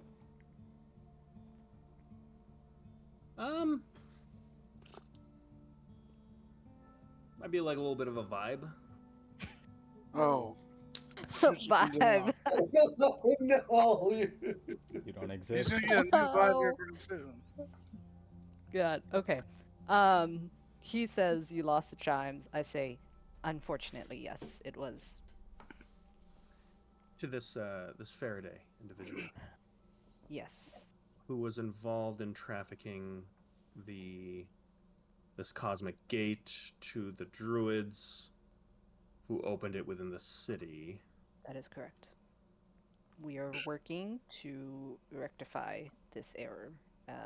He kind of is like rubbing his temples a little bit. You get the sense it's not that he's like frustrated with you, but he's got this attitude of just like, yeah, why not?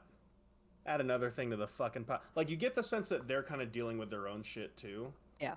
So it's just like you almost got this like he gave you this look when you were like, hey, I want to talk to you about stuff. He's like, fuck, this is gonna be bad. So We're gonna work some stuff out. We've got some good plans. Don't worry about it. Don't stress. I try to like imbue some optimism in there. give me a persuasion Like- check. 16.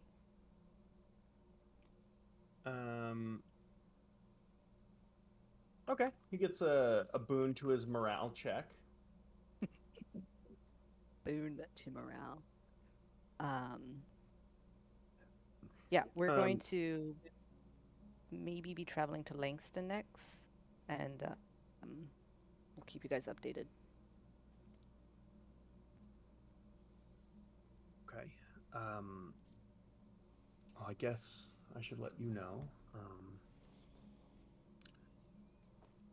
There has been talk.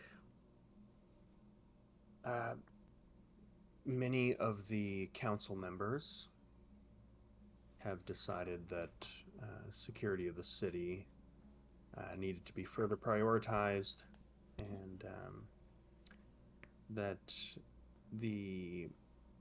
between the Gold Wardens and the Sea of Swords,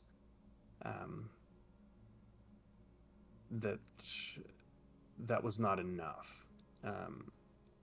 There is a motion that is being voted on in the next coming days about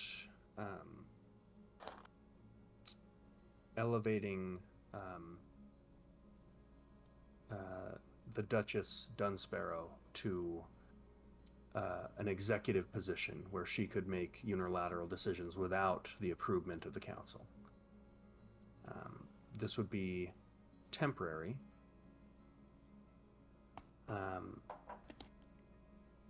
But it has a lot of the city in an uproar. There's been a mixed receival of the clockwork sentinels that she employs.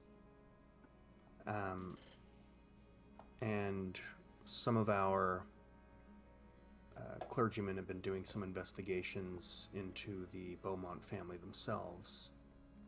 And there's a lot going on.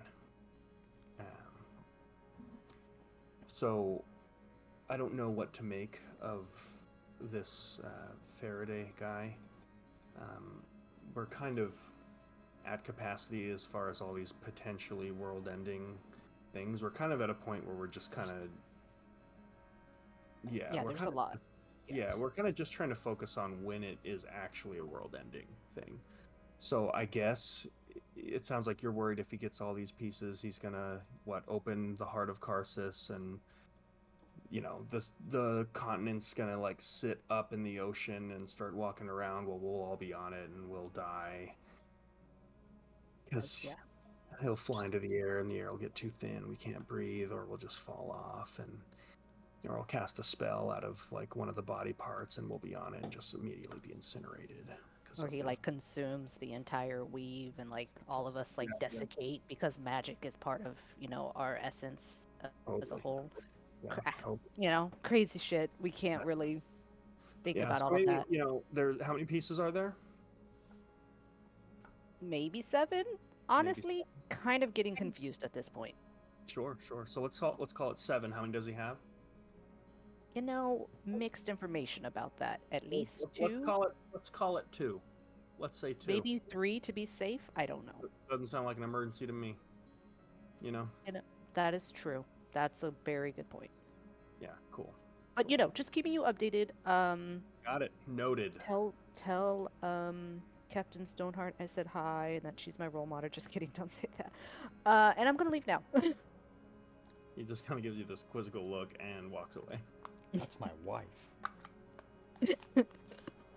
And then as I'm walking out of the, I don't know, Sea of Swords, I've got my Sentinel, and then I'm going to tell Leopold to sit on the Sentinel, and I'm going to, like, just talk strategy with them. Okay, guys, like, you need to, like, stay out of the fray. Right as you're about to do that, and as Garrick is still within earshot, you hear the voice of Vitali just cut in and say, "I've found the icebreaker." That's great, Vitali. Let's go. And you watch as, like, Garrett kind of, like, turns, and then just, like, his head kind of, like, hangs, and he just, like, begins rubbing his temples again. I, like, thumbs up to him. It's okay, we got this. It's fine. Just do it out of the city. Totally out of the city. Don't destroy the city Promise. again. Oh yeah. All that shit anywhere. All right. So with that, are you all meeting up or kind of doing things separately? Yeah, I'll find Sandara. Yeah, I'm heading out trying to find where everyone else is. Yeah. You guys can meet up at a stone table within, like, some of the inner caves. The food here is not nearly as good as that in the Platinum Grove. Not a single lobster mash to be seen, I'm looking at the stew, just disappointed. Yeah. There's lobster or mash.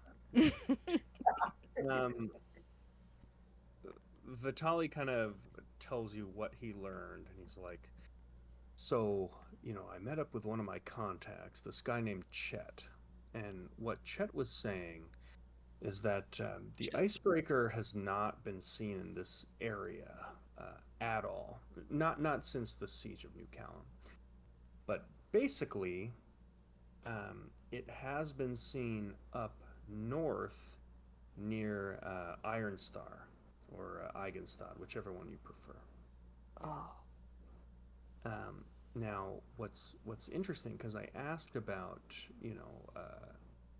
how one might get over there, and the Merchant Council has an agreement with the Iron Star kind of private prison system, where they actually just wholesale sell any prisoners directly to them, because we don't have a prison here, and we don't directly do business with the Queen of Brightwater, who's got the other prison. So basically, it's about once a month. The prisoners are shipped out, where they're branded, thrown into the prison, and then sent to work for the rest of their lives in the Dark Iron mines. I hear they have this kind of like ticket voucher system. It actually seemed kind of interesting, kind of a bit of a meritocracy, where you get more iron, and then you can trade that in for tickets, but then prisoners will make a whole meta economy where they're upgrading services for tickets. I interrupt Vitali. Oh, well, you don't have to go into the economy. We have a relatively good sense about that. I appreciate your in-depth, We though. lived there for a while. Oh, how exciting. We're all Anyways, convicts. well, I myself am not necessarily always above the law. So, Can you skip to the point? So you're saying, I think the point is we have to go back to the prison to find him. did they say when the next shipment is? to the yes, prison? they did. Don't do this to me. What is it? Don't do this to me. I feel like you're not gonna like my answer. I don't think I'm gonna Today? like your answer, Vitali. Tomorrow? 31 days. Oh, Oh, that's also bad. Ah, If you Jesus. if you want the real answer, it's tomorrow. But if you wanted to wait for the next one, it'd be in 31 days. Every 30 days. Sorry, I was trying to read the room. The room was going to be upset no matter what you said. It doesn't matter. It's a shame. now, hear me out before we decide to imprison ourselves yet again. Maybe we just stow away instead. Yeah. That way Oh. we're not like. We've already Fair. got I the wasn't tattoos. imagining going to commit a crime just to be thrown. No, I agree. No, Let's not- stow not what I away. meant. Prison's made to keep people in, not out. So What I can say, what if we committed a bunch of crimes, and if we get away with it, then great, and then we can still stow away. But if we get caught, then it's kind of like, Here's the issue, oh Vitaly. well. The issue. If we get caught and sent, we will no longer have our weapons or armor. If we stow away, we still have those things. Didn't you guys make shanks when you were there last? Listen, Vitaly, I'm great with Excuse me? shank. I'm significant. You didn't make a shank? Yeah, but how the fuck I would mean- you know that? No, I didn't You make. just told us that you were convicts. You just Comment. okay, just assuming. I mean, Do I look like a shank type of person? I do read books. I don't think anyone did make a shank. Maybe. I wonder You what got really Britt's defensive doing. when I said it, which makes me think that you did. Yeah, you must have had a shiv. I don't trust you all that much. It's not relevant. Never mind. Sorry. Shiv is good, but hammer is better. I've always got my. As you were all like leaned into a table, you kind of like very quietly see now this would be a seventh individual, kind of like pull up a chair and lean into. Oh, Luke. Yeah. Yes, Yeah. just listen to the game plan. Here, it has something to do with a shiv. I'm pretty good in close quarters myself. I wouldn't expect anything less. There's not a lot going on between the bones, so I'm hard to pin down with a knife. Wait, you're saying because you're old and have osteoarthritis? That's right. Okay. I've Well, got no would you- cartilage to lose. Perfected the art of getting stabbed. Would you like to go on an adventure with us? No, I'm just sort of eavesdropping right now. Okay. No shit for you Definitely then. not. We went from going to Langston to going back to prison. Here's the thing: the decision still doesn't have to be made, right? My hand is obviously leaning towards saving my sister, but that involves going back to prison. That if we can stow away and sneak in there, we all have tattoos except you two, so maybe we can. Exactly. You don't want one. I do have the. I There's have the ability spells. to Yeah. create a curse myself, which I honestly have been looking into or wanting to look into. I could give it a go and try to create the curse or replicate it. You don't I even have have to do a that. spell that I could use to change appearances and make them have a tattoo. Okay. Seems like a So significant. that go. Yeah. Seems like what? I've still got a couple of the disguise kits too that I was given. So once we get there, blending in might be a little easier. And I've got a toupee of disguise. Wait. We don't need to go all the way into prison. We just need to get up to Ironstad to find the ship. Yeah, we just gotta Okay. get Or the Iron boat. Guard or whatever. Vitaly Yeah. says, now, were we trying to stop the trade from happening and steal Gunner's artifact before he trades it to Faraday? I That mean, that's is part of the quest, part of it. yes. I think our The first other goal is part- to save Cass's sister, and then if that if we have an opportunity, maybe we try to seize it. This is a 3-part quest. Part 1, cast the sister. Part 2, get the icebreaker back. Part 3, get the stuff from Alright. Gun. I Alright. stand up, slap my hands on the table. Yes, Varric, I am 100% here for this.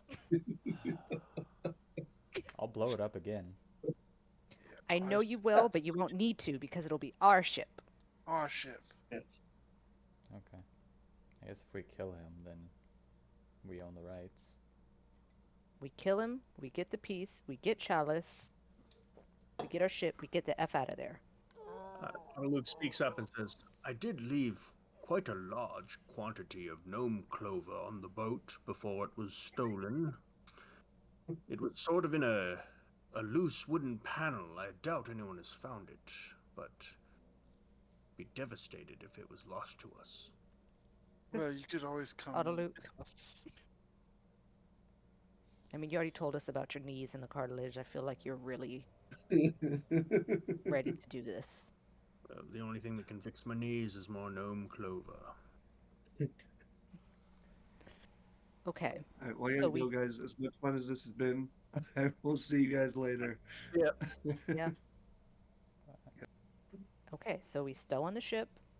We get up to whatever that place is, and Just that. we F everything up. Well,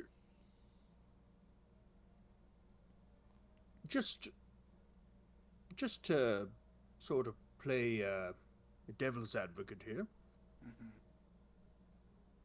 What if you steal the ship and Cass's sister isn't on it anymore? That's why it's She's step going 2. to be in the prison. So you still need to infiltrate the prison. But Maybe. if okay, I've got a super awesome plan.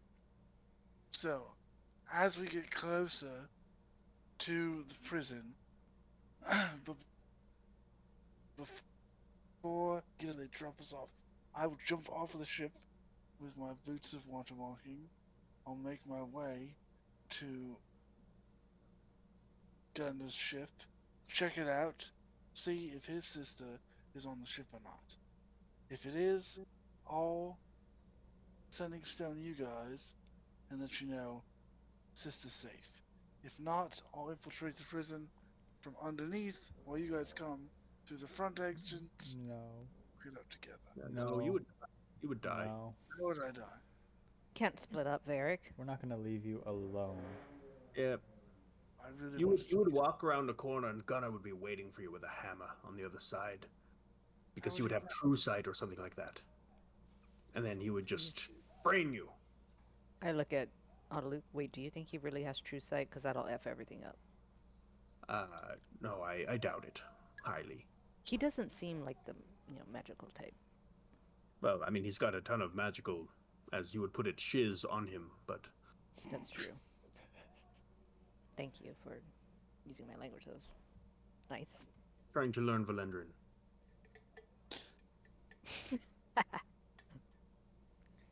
I am not, as unpleasant as it will be, I am not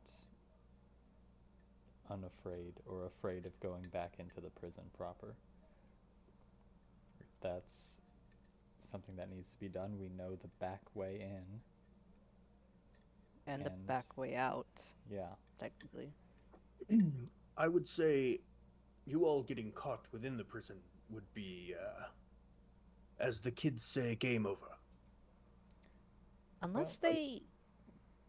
Do you think there's some magical ward that prevents teleportation out of the prison? Because I don't think there was, and I mean now we know teleportation. I would imagine.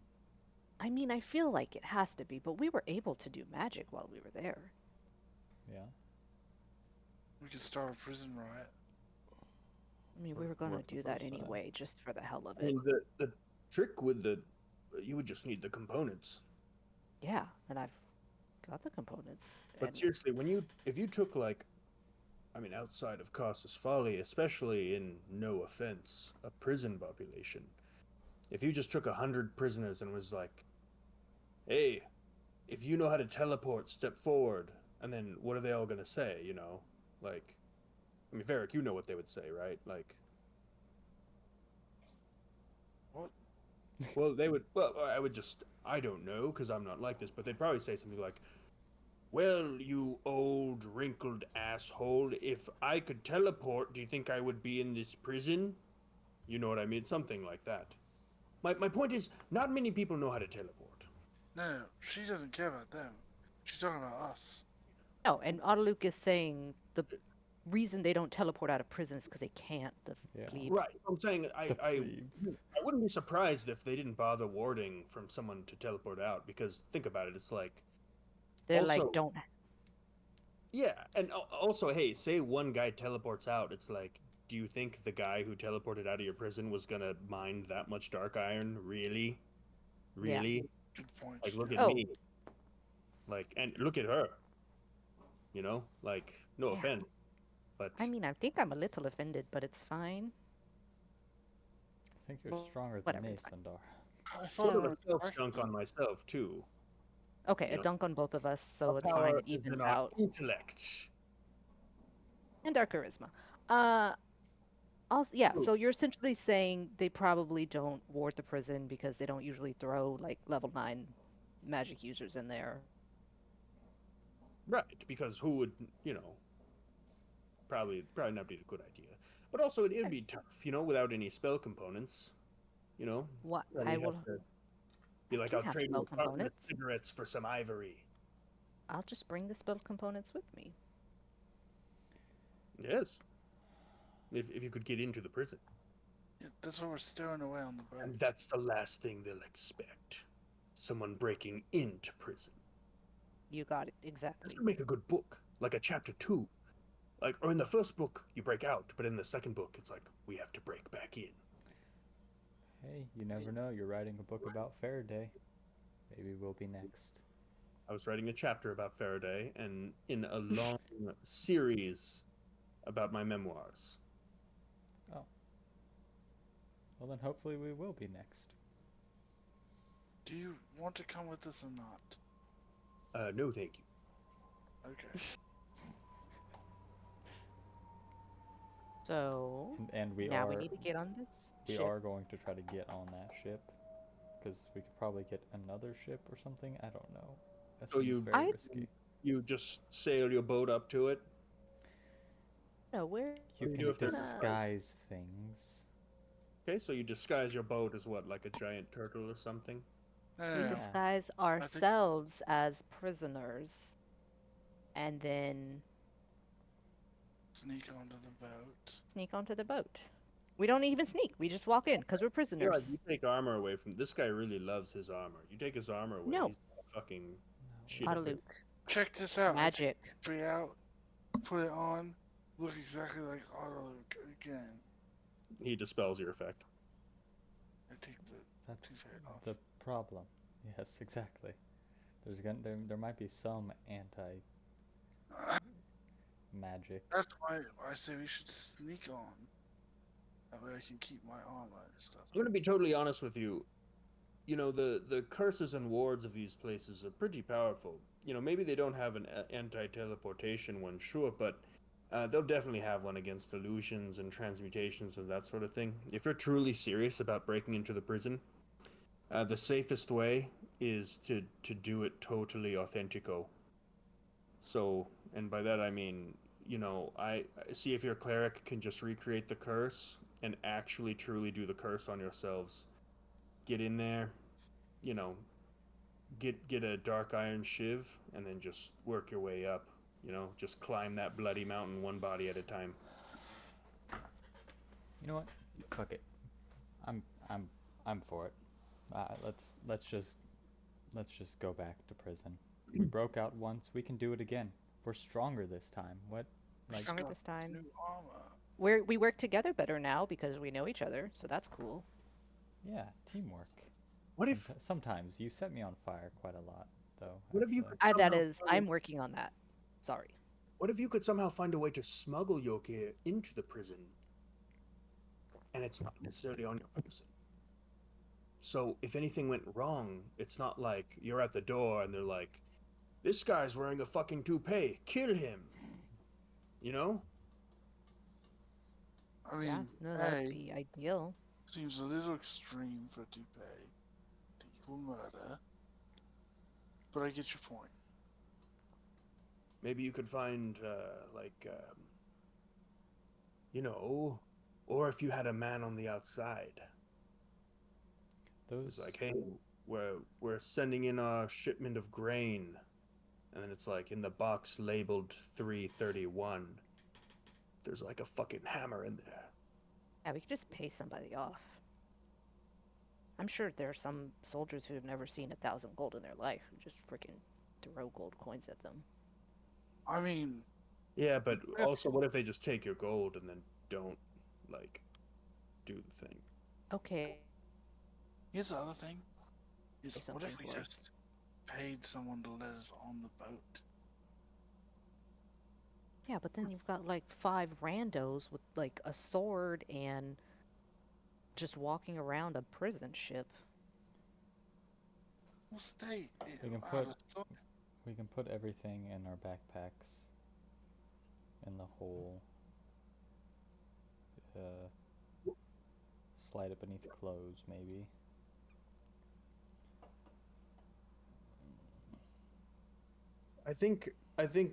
I mean, you guys aren't trying to do this tomorrow, are you? Literally, we have to. Yes. It's either tomorrow or in a month.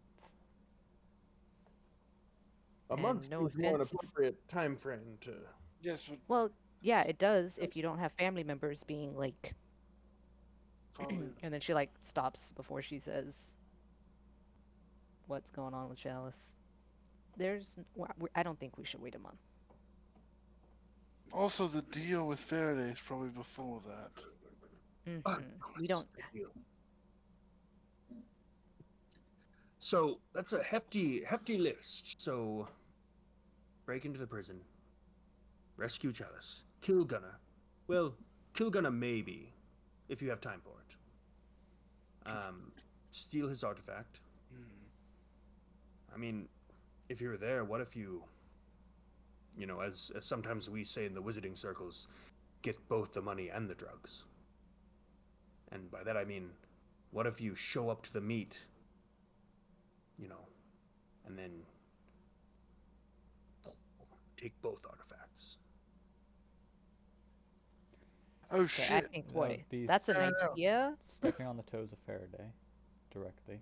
Yeah, that's an ideal, but we are, that's a lot. That's maybe too much. Let's bring it back. We're already breaking into prison, you know? What if you send Varric on Faraday's sky ship, and then when Faraday's asleep, you just have him steal his artifact and jump off the side?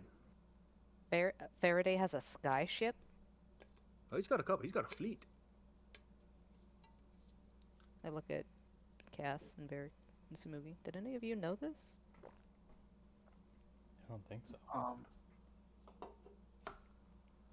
I mean, No. he's got a sky tower. You didn't think he had a sky boat? I Good thought he point. just We flew should up there know. with his magic. Why does he need a sky boat? You can't fly with lobster mash. It gets too cool, you see. That's a good point. But he could also heat it up with magic. I don't know. That's fine. It's too much to do with your hands, and a high probability, no matter how skilled a wizard you are, that you will get some on your coat. Also, boats are fancy, and he's True, a it's fancy. a status thing. Yep. Sometimes it's cool to travel slower. Autolic, Don't would you happen to Vitali, actually? Would you happen to know how long the trip is from here to 3 Ironforge? days. We are cutting it close. So no matter what, we're going to be getting there around a week's time. 4 days. We leave tomorrow. 3 days to get up there. Mm-hmm. You don't have... Can you speak to people in their dreams, Centaur. No, we can't. Solinar can. Hey, you all, Vitality speaking, I just had a thought. Mm-hmm. I doubt that the prison knows what any of these prisoners are going to look like. What if the boat of prisoners was diverted? And what if they got a different boat instead? Well, there'd be guards on the boat. Certainly. Or How what many? if we just frickin' took over their whole ship? Right, like, Threw all the guards overboard and, left one guy to captain us in. I mean, yeah, we could do that, steal the ledger so that we know, like, who people's names are, but what if we replaced all of their prisoners with all of our prisoners? And I don't know if we have any other friends who would be crazy enough to do something like this. But we could even maybe bring in some backup. We could find some people. Maybe. It's a One or big two. ask. We do have, I mean, we could, I can tell you for sure we've got enough to hire some crazy mercenaries from Langston. Who are the prisoners that we would replace them with? Just like swordsmen and cutthroat pirates that we hired. Hmm. Plus, maybe ourselves too. I think that's kind of the best idea. I think, yeah, this is the best idea we've had. We The let boat their ourselves. ship, take off a little bit, maybe get away from shore, and we'd freaking just pirate their ship from them. I can easily persuade one of the people to be useful to us. The rest, we take the places of. Mm-hmm. Oh boy. And then, by having a whole bunch of mercenaries already on board, once we land, they sort of create prison riot that is going to distract everybody else from us walking into Gunner's business. And, I mean, last we were there, Gunner wasn't a well-liked man. He had his, his second in command, that Dragonborn, right? Maybe. But, I mean, if a fight were to again break out in there, and there was discontent being sowed throughout, that might be... Maybe we can just break the whole place open. I mean, we were thrown in there unjustly. Who's to say everybody else isn't? Or at least most of them. That's a good point.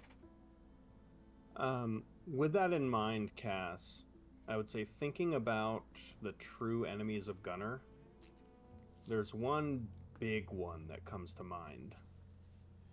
Yeah. The church. Church of the Dwegar? They hate him. He broke his oath to them. Do we know anybody from there? We just know of the name. Guess we can... Let's ask Leo. Oh, shit. Leo, what do you know about the Church of Ledwegar? Oh, the Church of Ledwegar. Okay, a little bit obscure, but I'll go over to my section for D. That is for Duragar, which comes after Dwarf. Okay, yeah, let's see. What do you want to know? So it's, a Church of Ledwegar, which is, like the Duragar god, sort of typical,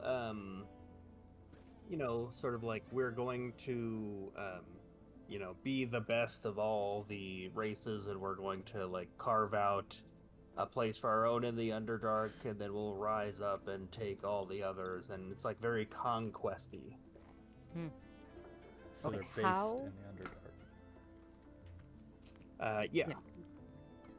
where would you say a large gathering of paladins or whatever they are would Oh, be? they're Like, they're in they're in Ironforge. do they have any temples here nearby? No, well, so I'm just kind of listening in and trying to soak it all in because you all seem to have such rich and vibrant experiences, none of which are really appropriate for me to write down in my encyclopedia, but interesting nonetheless. You could do it like a Um, separate section or something. Yeah, you could do that. But anyways, the so I need to clarify the prison is not Iron Star or Iron Forge itself. It's like a whole different thing. So you have the Underhorde Reformatory here, and he like pulls out this little like he's got this he pulls out like this main encyclopedia of like Karsus and flips to like a middle page where he's got this like fold out pop out map where like one of the pages like so he like pulls out the map and goes to show you that uh, Iron Ford is like its own city.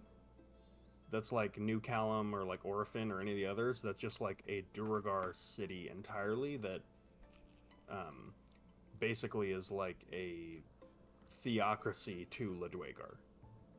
And the Underhorde Reformatory kind of like exists in the Underdark beneath it. And your guys' understanding of that situation is that like Gunnar was sort of imprisoned, but then because he had so many connections within the Church of Ledwagar, as he was like previously the champion of Ledwagar, he kind of like just ran around doing whatever he wanted and became like a huge menace that the church can no longer control. In fact, you guys remember you were present during an assassination attempt on him that miserably failed. And like it was Duragar that were trying to kill him.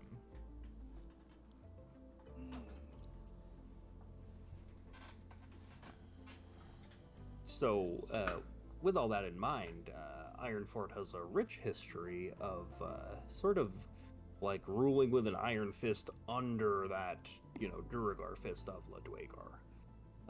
So truly, there's not really any other place that worships Ledwagar other than Ironford. Now, I'm not a tactician, but if you wanted to do something like this, you could maybe. Sounds like the boat of yours is leaving tomorrow. If you had a faster way to get to Ironford, you could maybe try to get there early, try to forge some connections, and then maybe do a switcheroo, or maybe even the church could find a way to get you in too. We can set up another attempt with them. Ensuring that it goes through this time. They're reasonably xenophobic, but everyone is. They do trade with some of the other cities. I mean, it's the only place where you can get iron or dark iron is from Ironford. So they've sort of got a monopoly on that, but they've got like no other resources up there.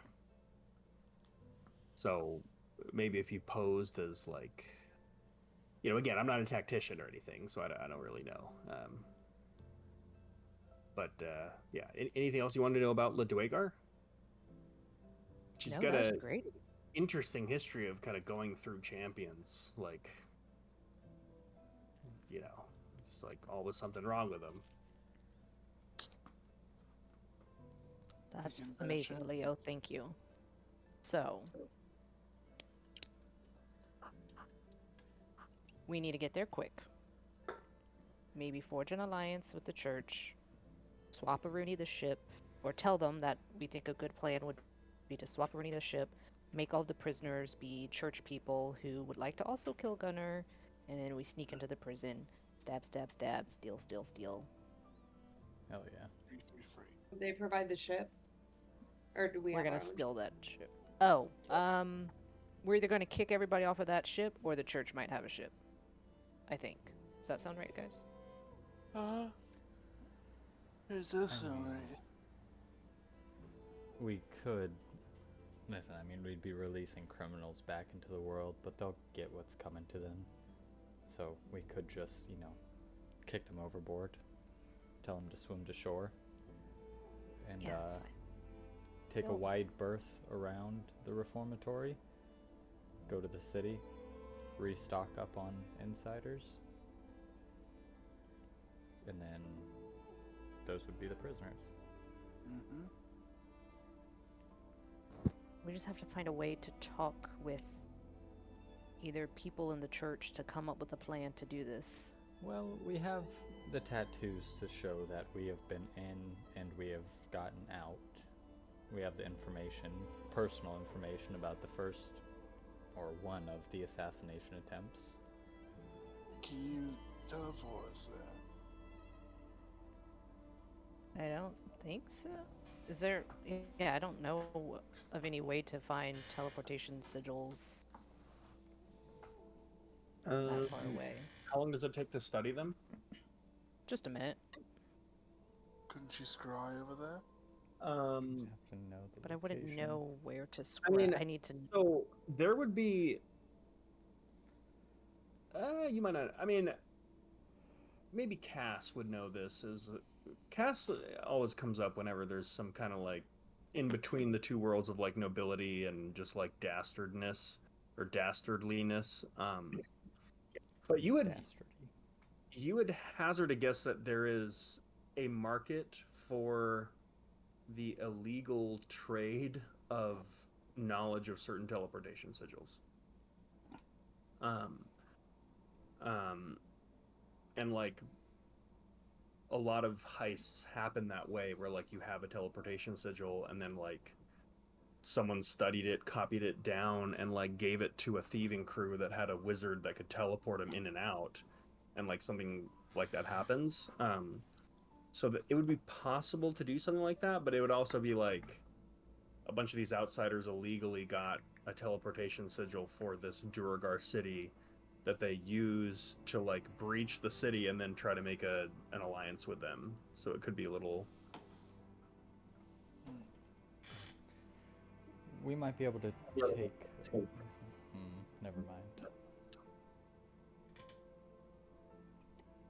The only other thing I can think of would be asking someone who might know the sigil if they could send it to us mentally, like with telepathy or in a dream or something What of I'll that sort. say is, I think let's end our session here. You guys have a whole week to think about all the possible things you could try to do to approach this problem. And if you want, you can text me and we can go back and forth about like, hey, is this possible? And any resources that you have to figure this stuff out within a reasonable amount of time, I will respond back to you and we can kind of like resolve it all above the table next week. Okay. That way you guys have some time to Sweet. kind of plot and plan. You don't have to like,